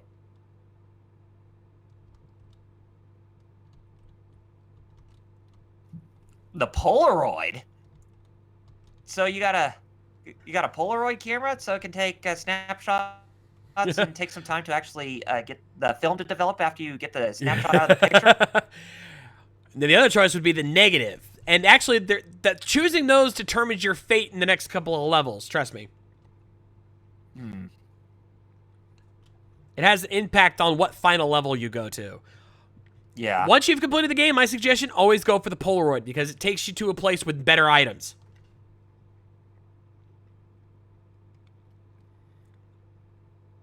And of course, whatever costume you wear in this game will give you the different endings, right? What's that? Every costume that you wear for Isaac, that gives off a different ending? Nope. Really? The costumes have no impact on the endings whatsoever. The only thing the different outfits do are help you to unlock the different achievements and items. Oh, I see. So Yep. there are different ways to get the different endings, pretty much. Yeah, you can technically achieve almost all the endings with just Isaac. The only thing you would need to use the other costumes for is to unlock the other unlockable items. Still, why would they have a roguelike dungeon set in Isaac's mother's womb? This game is weird. Yep, every sense of the word.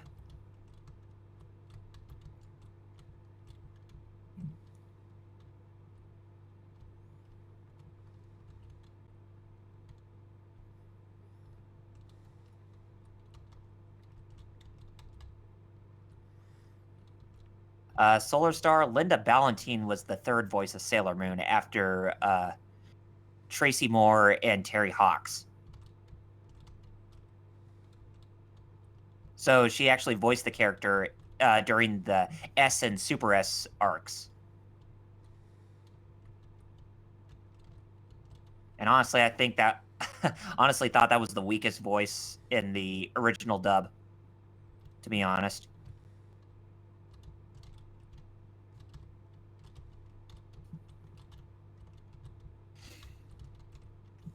I mean, no disrespect to Linda Ballantine or anything like that, but I just wasn't a big fan of her voice for Usagi. Careful saying that around our buddy Easy Rider. He's a bit of a fan. What, he really likes Linda Ballantine? I think that's the one he likes. Or, oh, okay. I thought he had, either that or Terry Hawks. But if I had to choose one that was the best in the original dub, then yeah, Terry Hawks all the way. You know, I think it is Terry that he likes better. Yeah. I'd have to double check with him. Yeah, it's Terry Hawks. There's not that many people who stand up for the Cloverway dub. Both for its bad voice acting and for, well, you know. Yeah. The cousins, shall we say. Oh, yes. Yet, Cloverway just wanted to keep things too safe, and they did not want to consider the fact that both Haruka Michiru are homosexuals or lesbians, for that matter. Yeah, but they didn't do it well enough, and it probably actually made it worse. Mm-hmm. Which I'm glad that Viz, is making amends with that now, since they have the rights to the, new dub and the anime and all. Viz knows that everybody knows. Like, they can't deny that it's out there. The knowledge is there. So what's the fucking point in hiding it at this point? Exactly.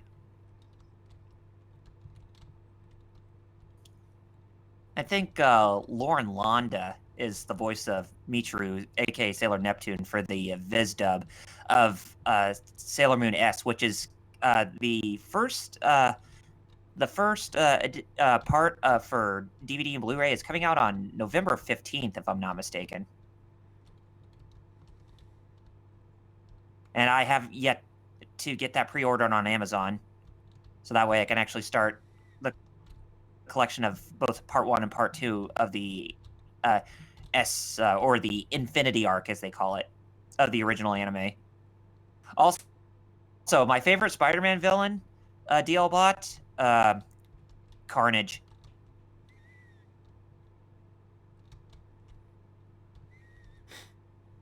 All right. Good job there, man. Oh, we're not done yet. I know, but I'm just saying good job in taking that out. Now we go to one of the new levels that was added in the Afterbirth DLC. Oh, okay. Oh, Seraphim. Yep. But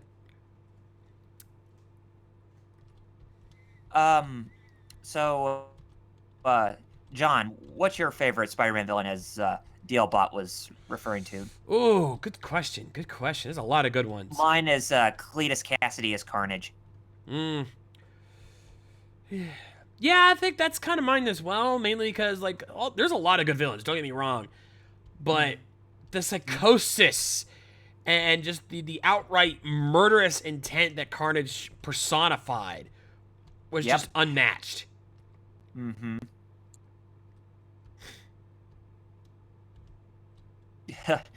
Yeah, so you could pretty much say he's like the Joker from Batman, but just basically the guy who doesn't even laugh. Well, he laughs, but he laughs, but he just basically doesn't even give a shit. He just wants to see the world burn. So think of him like Alien Joker.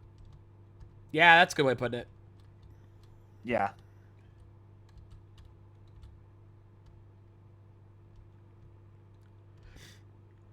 Now, if you want to ask me what my favorite villain in Batman is, then it's definitely either the Joker or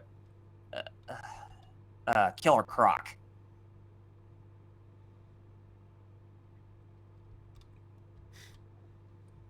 But not Professor Pig. Fuck Professor Pig.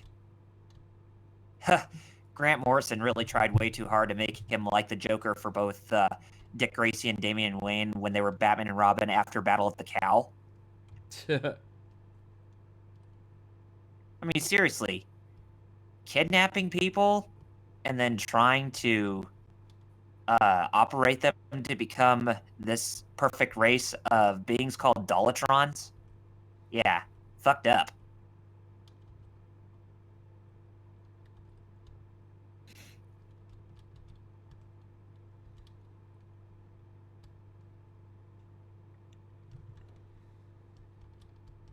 But speaking of Spider-Man, I'm actually very curious how that movie's going to go next year. I mean, I'm very interested to know how Michael Keaton's going to pull off the Vulture.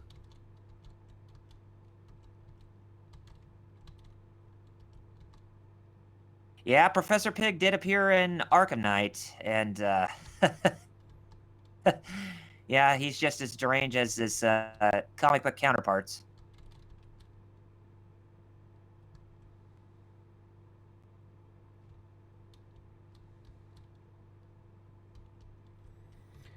Now we're facing off against Hush, the secret villain of the downloadable content.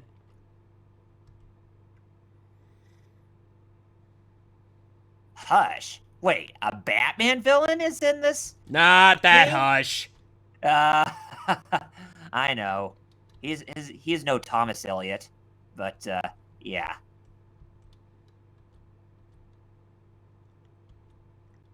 But in terms of the best sympathetic villain, then yeah, Mr. Freeze all the way. Oh, easily. Easily. Mhm. Though, in an odd way, I guess a second favorite in that regard would be Clayface, because there are some times where he actually was sympathetic. Mm-hmm. Like, I remember there was an episode of of the animated series that focused on him and, like, him trying to become human again. And it just all going wrong for him. I felt bad for him by the end of that. Oh yeah. And I'll ask everybody in the chat, what is your favorite Batman movie, whether it be from the animated series, the live-action movies, or from the DC animated originals? If you Ooh. want to talk about from the live-action movies, the 1989 one. If you want to talk about from the animated series, it's a tie between Mask of the Phantasm and Sub-Zero. But if you want to talk about the DC animated originals, then, of course, my all-time favorite is Under the Red Hood. Some good ones, that's for sure. Mm-hmm. Though I'd be remiss if I didn't give some love for Batman Beyond Return of the Joker. Because that one was really good. Oh, yes. Which was kind of the inspiration for Arkham Knight, to be exact. Well, with how, the Joker was trying to come back. Yeah. Though instead it was more of an electronic device as opposed to just, like, remnants of a gas. Yeah. Or remnants of a Oh, virus. hi, Mike. Hey, Mike Maverick. Hi, Mike Maverick. Good to see you. It's your friendly neighborhood double RPG here, Mike Maverick.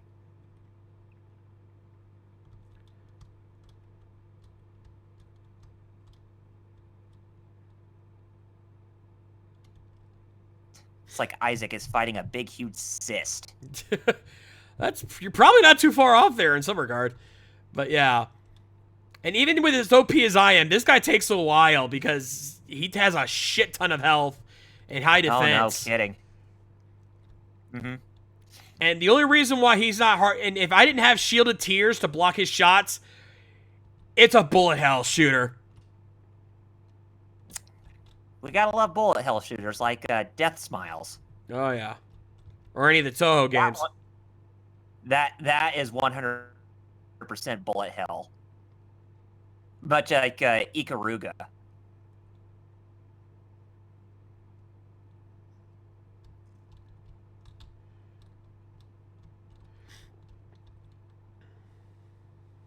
Oh, good job there. Yeah, took some work, but we're still not done. Really? We've got 2 more levels to go. Damn. Yeah, this game puts you through your paces. That it does. Welcome to the cathedral. Oh boy. Isaac's got to go to church now to confess his sins. I will say this, once the music slows down, the cathedral's probably got one of my favorite songs of the Rebirth soundtrack. Like, it's just so haunting. It creates the perfect atmosphere.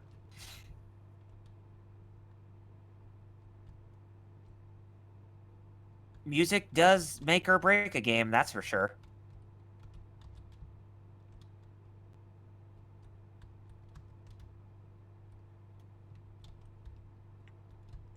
The only downside is I have the invincibility power up, and every time it kicks on, the music goes rapid speed, so it's hard to really enjoy it. Ah.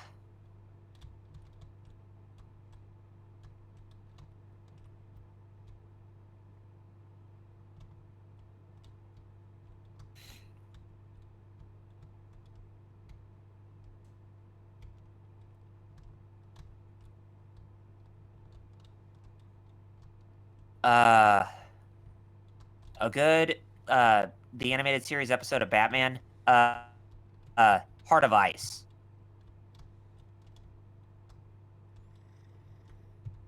There were very few episodes that had Mr. Freeze in it that weren't good. Mm-hmm. I mean, hell, Yet in the animated series universe, Batman never got his back broken by Bane, and Barbara Gordon never got paralyzed by the Joker. Until the Killing Joke came out and seemed like it completely retconned that. It actually said, "Hey, you know what? Barbara Gordon did actually get paralyzed by the Joker by putting a bullet through her stomach because of that reference from the animated series that was in it." And I was like, face palming, just 100%. yeah, that and what else they added to that movie apparently pissed a lot of people off. My favorite Superman animated series episode? Oh geez, that's a good question.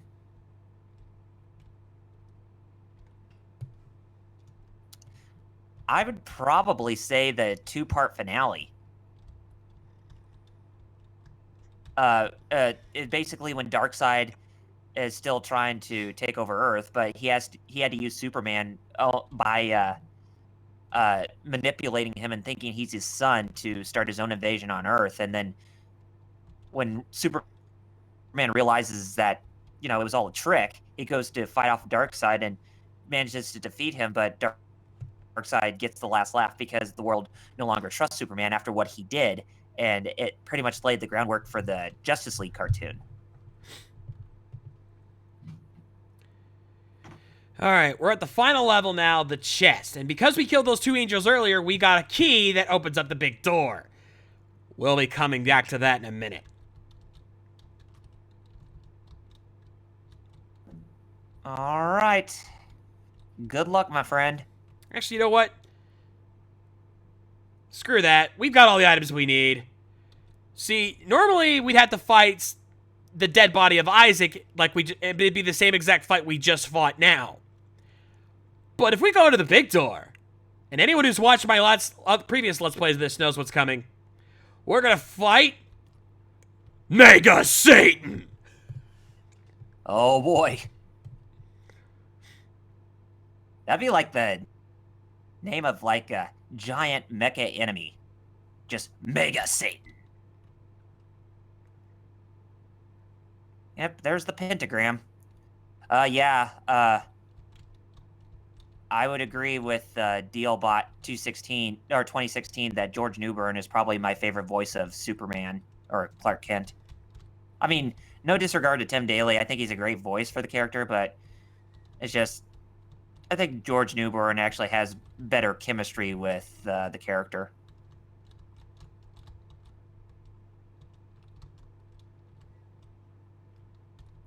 But I do believe that Henry Cavill actually doesn't do a bad job as Clark Kent in the current, Superman movies from the DC Extended Universe.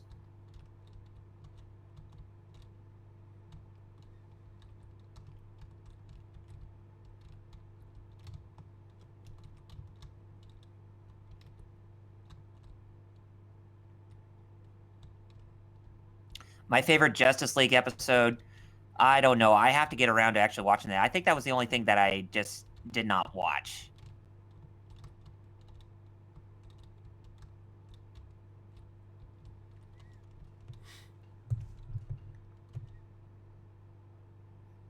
Yeah, it's the writing that sucks. And I wholeheartedly blame Zack Snyder for how terrible those, how much those movies get a bad rep. Because of how he wants to portray those movies in his own mind. And down.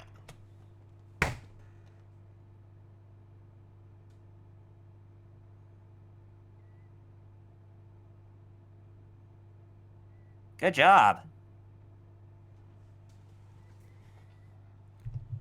And what's your reward for all of this? Oh no, you actually get the final ending. He becomes the new Satan.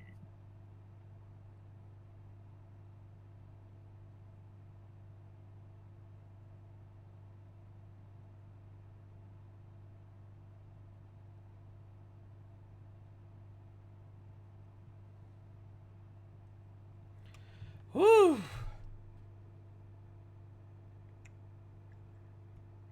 Yep, that's probably the closest of October theme that we're gonna get for this live stream tonight. Probably.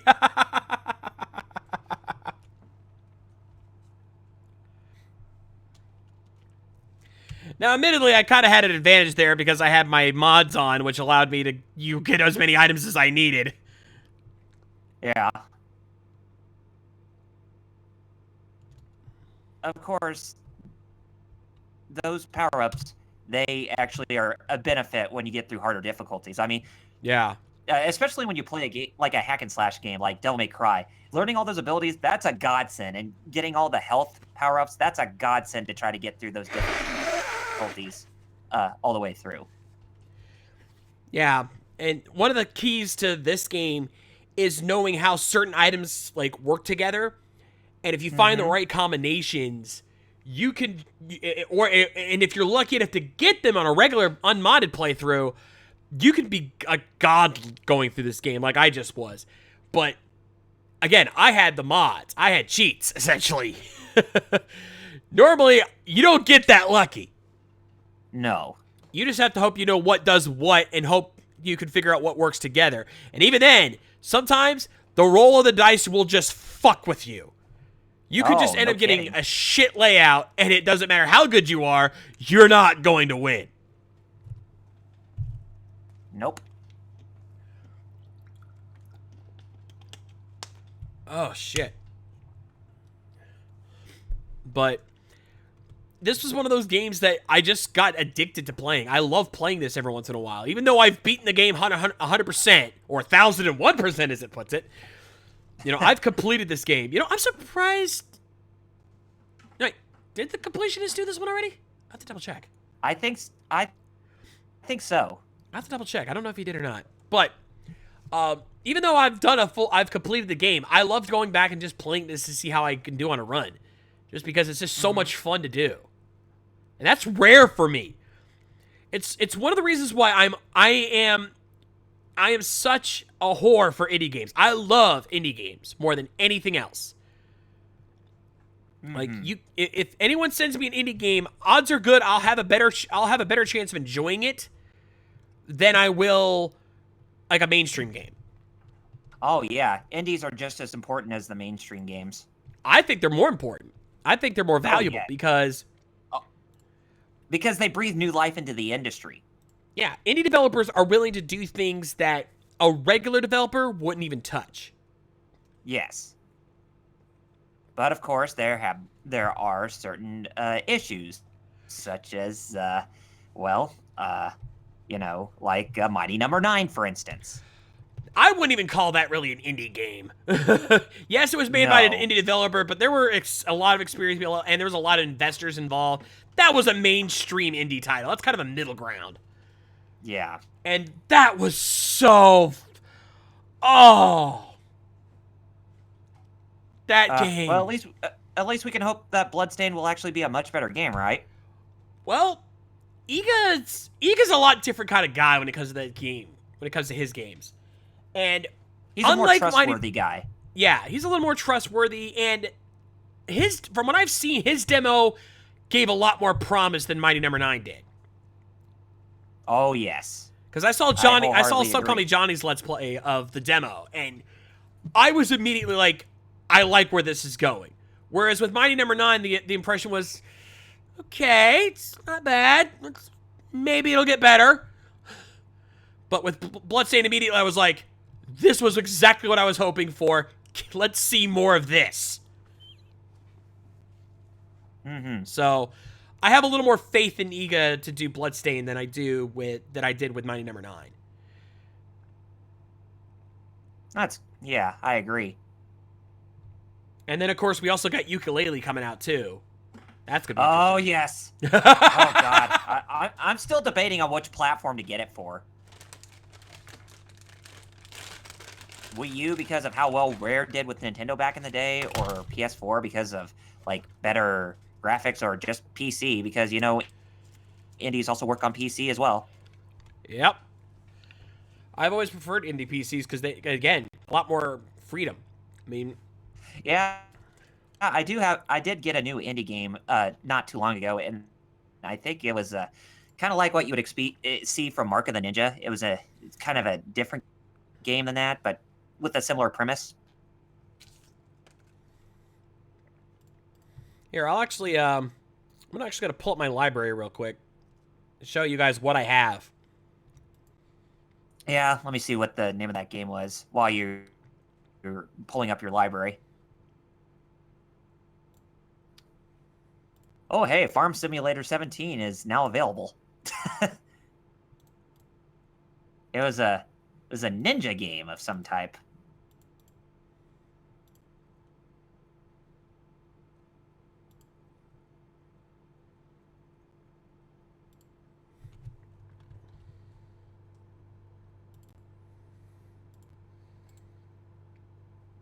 No, that's not it. It must be more up at the top. All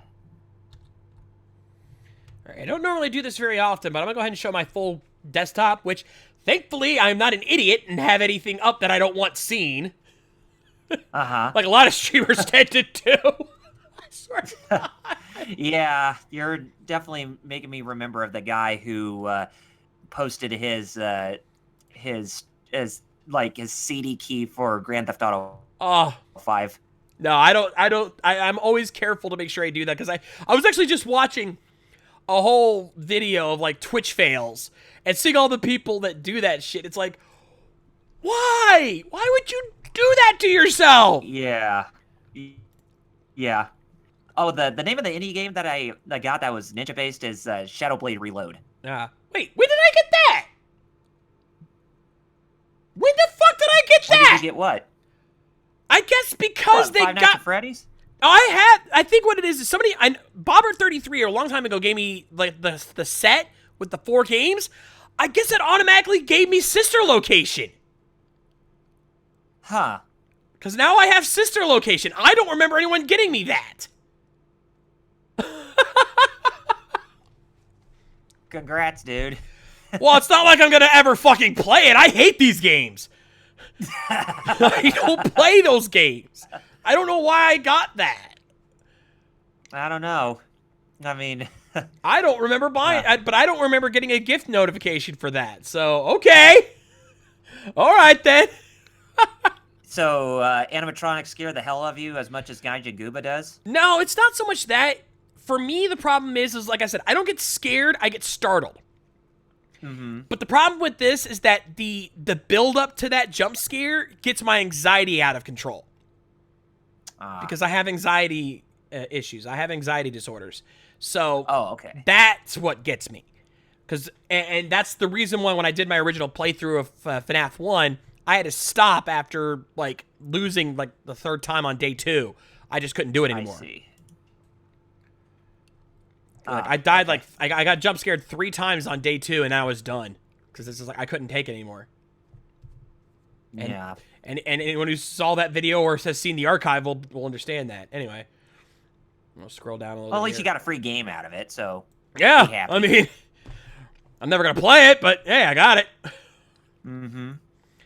Yeah, any of the ones that don't have, like, the pictures on them or, like, from outside things, so don't ignore those. Retro Except City, for, like, this. Rampage DX. Yep. Love that game. Oh, yeah. That one's fun. Mm-hmm.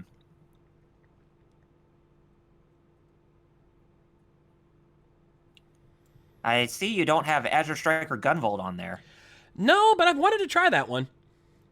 It's very good. I highly recommend it. The problem is like I said, I don't have any money, so the only way I can ever try any new games is if anyone donates them to me. And so I have a thing here. If anyone wants me to play a game for a future stream, if they donate to me, it's guaranteed that I will eventually play it. Okay. So if anyone else has heard of that game, I should have my information in the description. Actually, no, I don't. I don't have my wish list. Hmm.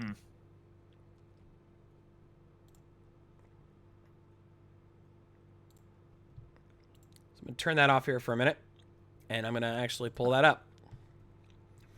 Again, okay. I'm going to make sure I don't risk my information getting leaked, but I don't think I'm going to pull up anything that's going to risk that. I don't think so. I think you should be fine. but don't risk it. Never risk it. Never risk it. No. Don't end up like those people who end up pulling those fails on Twitch. Yeah. Though, that brings me to a question I wanted to ask the chat.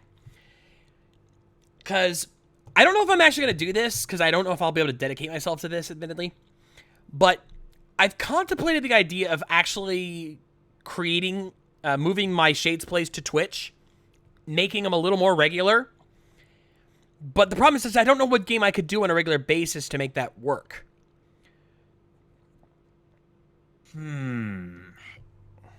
Yeah, that's a good question, especially if your PC's really not that high-end or whatever. Well, it will be soon enough once I get that new CPU and I can get that installed properly.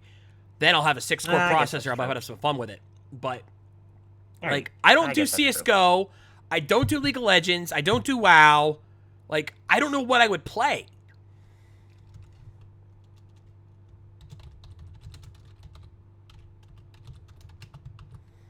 Something with, like, endless possibilities. I mean, I would suggest Minecraft, but nah, I'm not going to ask that. Actually, I have done Minecraft before. Oh, and with really? the right mods, I might be more willing to do Minecraft. The only problem is I don't know enough people who play it to really have any fun with it. I haven't really played Minecraft that much, to be honest. I mean, I only played like a couple times, and that was it. Which, you know, it kind of made me scared to play Dragon Quest Builders at first because it was actually taking inspiration from Minecraft. But then again, I just bit the bullet and just actually bought it, but still have yet to try it out. Yeah. Okay, a couple things to answer here. DLBot, already played Shovel Knight. Shantae, if anyone wants to donate that one of those to me, I would be happy to try it, because I've heard the Shantae games are right up my alley. And Ruby Grim Eclipse, not going to do that until my processor comes in, because I tried doing that before, and it failed miserably. Even without streaming, it's hard for me to play that game, because it lags terribly.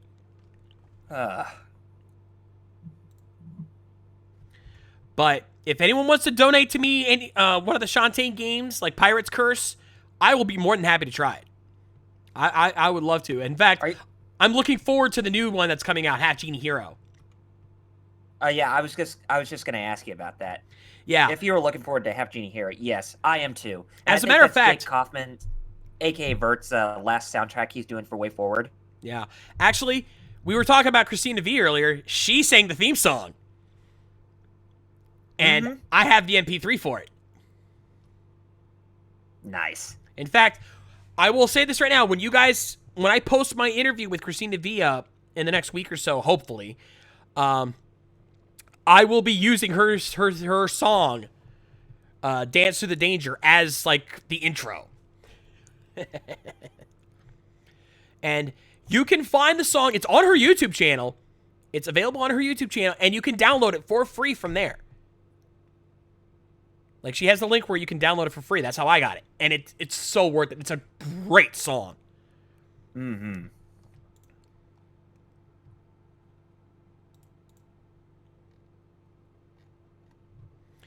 But yeah, I gotta check something here. I gotta check to see if I ever got a gift on that, because I don't remember if I did. And, of course, Christina V is Sailor Mars and Sailor Moon. Yep. Oh, yeah. That and Noelle Vermillion and Blaze Blue. Actually, considering how many magical girl anime Christina V has done, I have dubbed her the Magical Queen, because she's not only Sailor Mars, but she's also Homura in Madoka Magica, and she all the way back, one of her first roles was Nanaha Takamachi from Magical Girl Lyrical Nanaha. I would know. I reviewed that one. And she's playing the voice. She's playing the main character in the upcoming Tales of Berseria by Bandai Namco. Velvet Crow.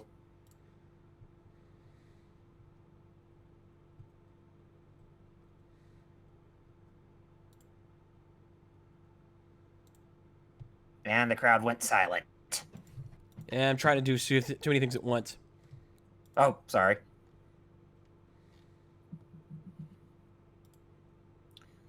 Which, some people ask me if I was going to do an unboxing of the collector's edition of Tales of Berseria.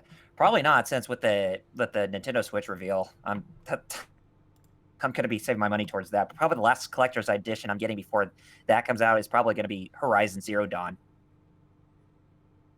No, Velvet Crow is the name of the lead character in Tales of Berseria by Bandai Namco, not Ruby.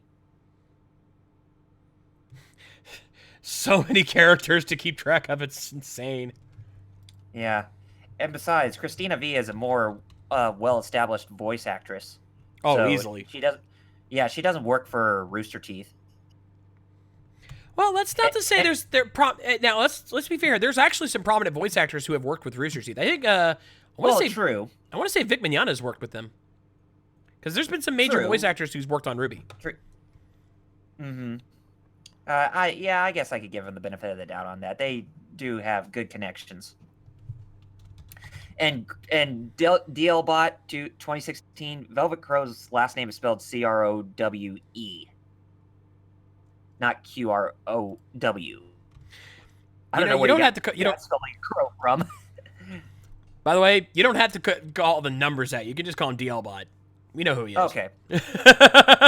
He's one of my regulars. Trust me. Now We know I who he do. is. Now I do. It's just a habit of mine. I mean, I don't live stream as much as I haven't live streamed as much as you, but that's one of the things that I want to try to do a lot more often. Oh, okay. I see. Yep. And yeah, I just looked.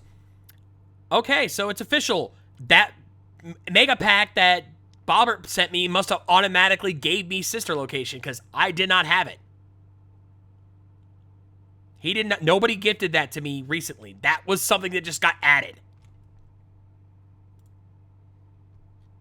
And speaking of Vic Mignogna, I never personally met him, but somebody that was a friend of mine when I was in college, when I was in Arizona, he went to Phoenix Cactus Comic-Con a year before I did, and Vic Mignogna was one of the guests there, and I managed to get one of my wall scrolls of Edward Elric autographed by him.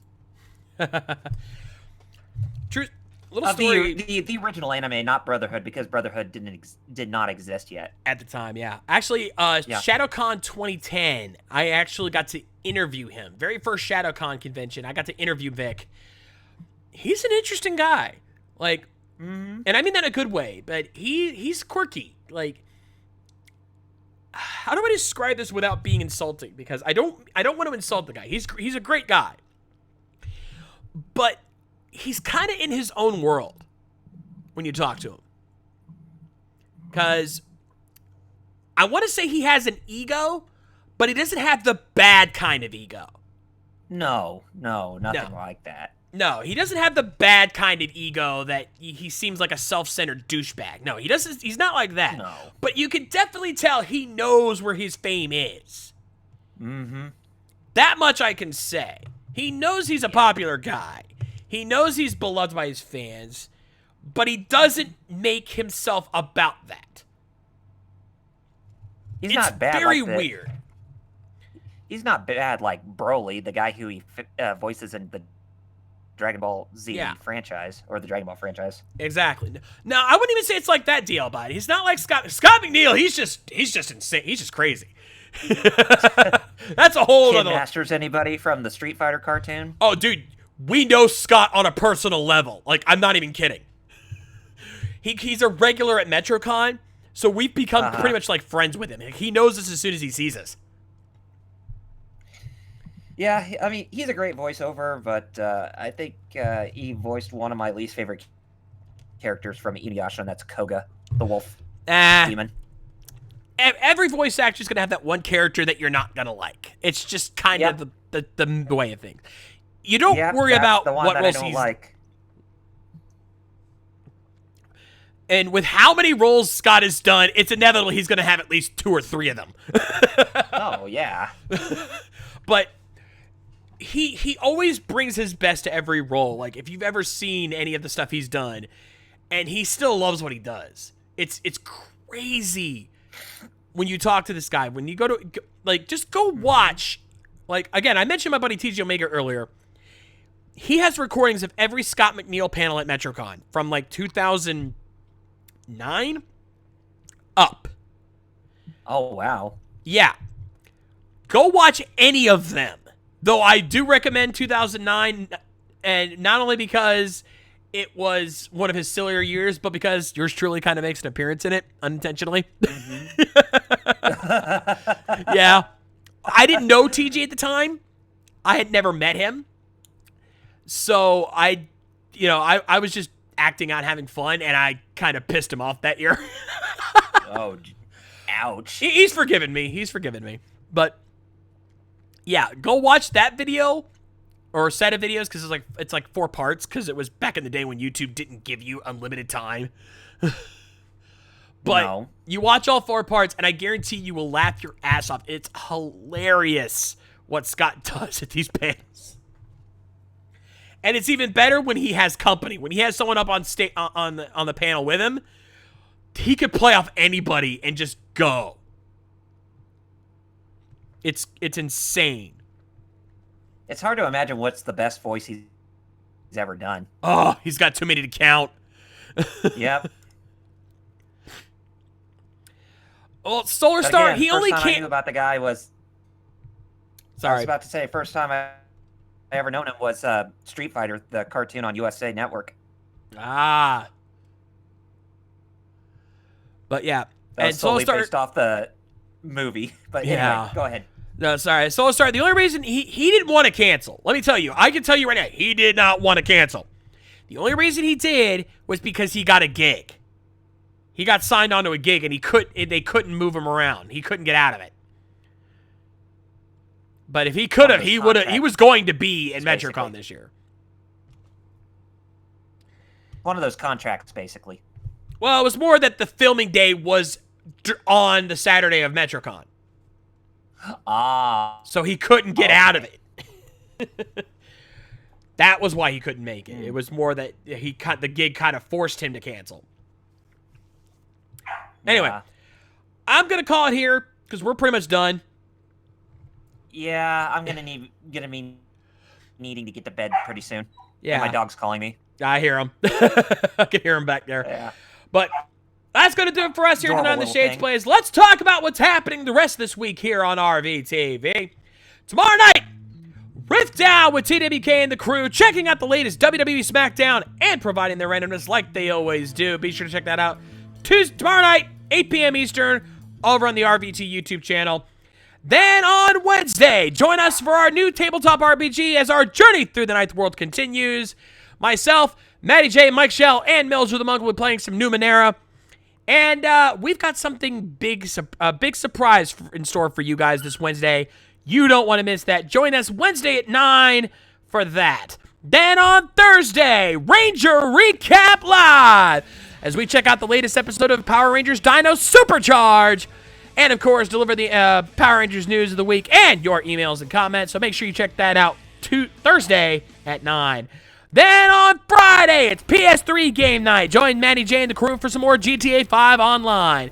You know, it's gonna be a fun night, so join them for that. Friday at 8.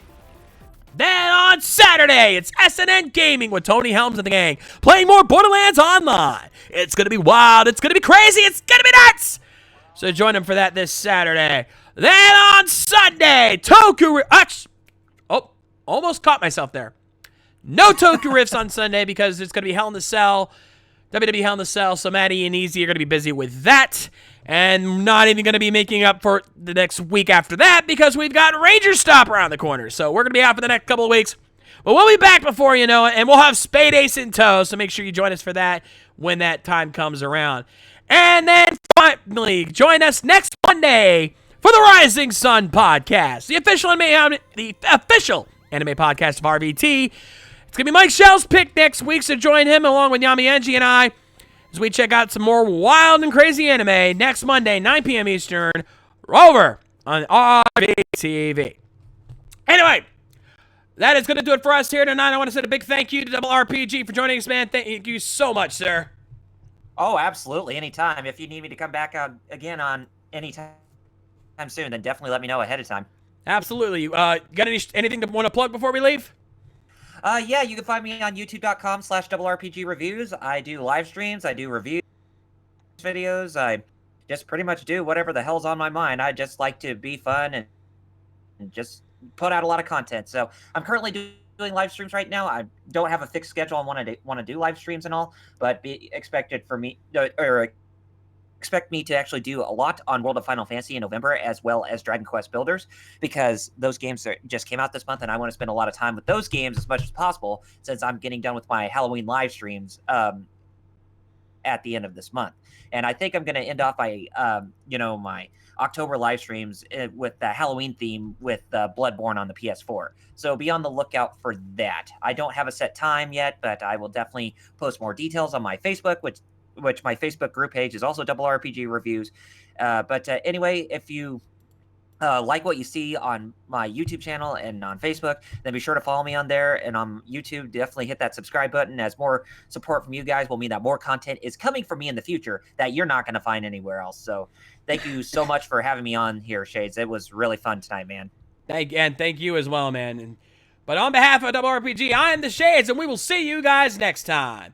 Rock on! Laters!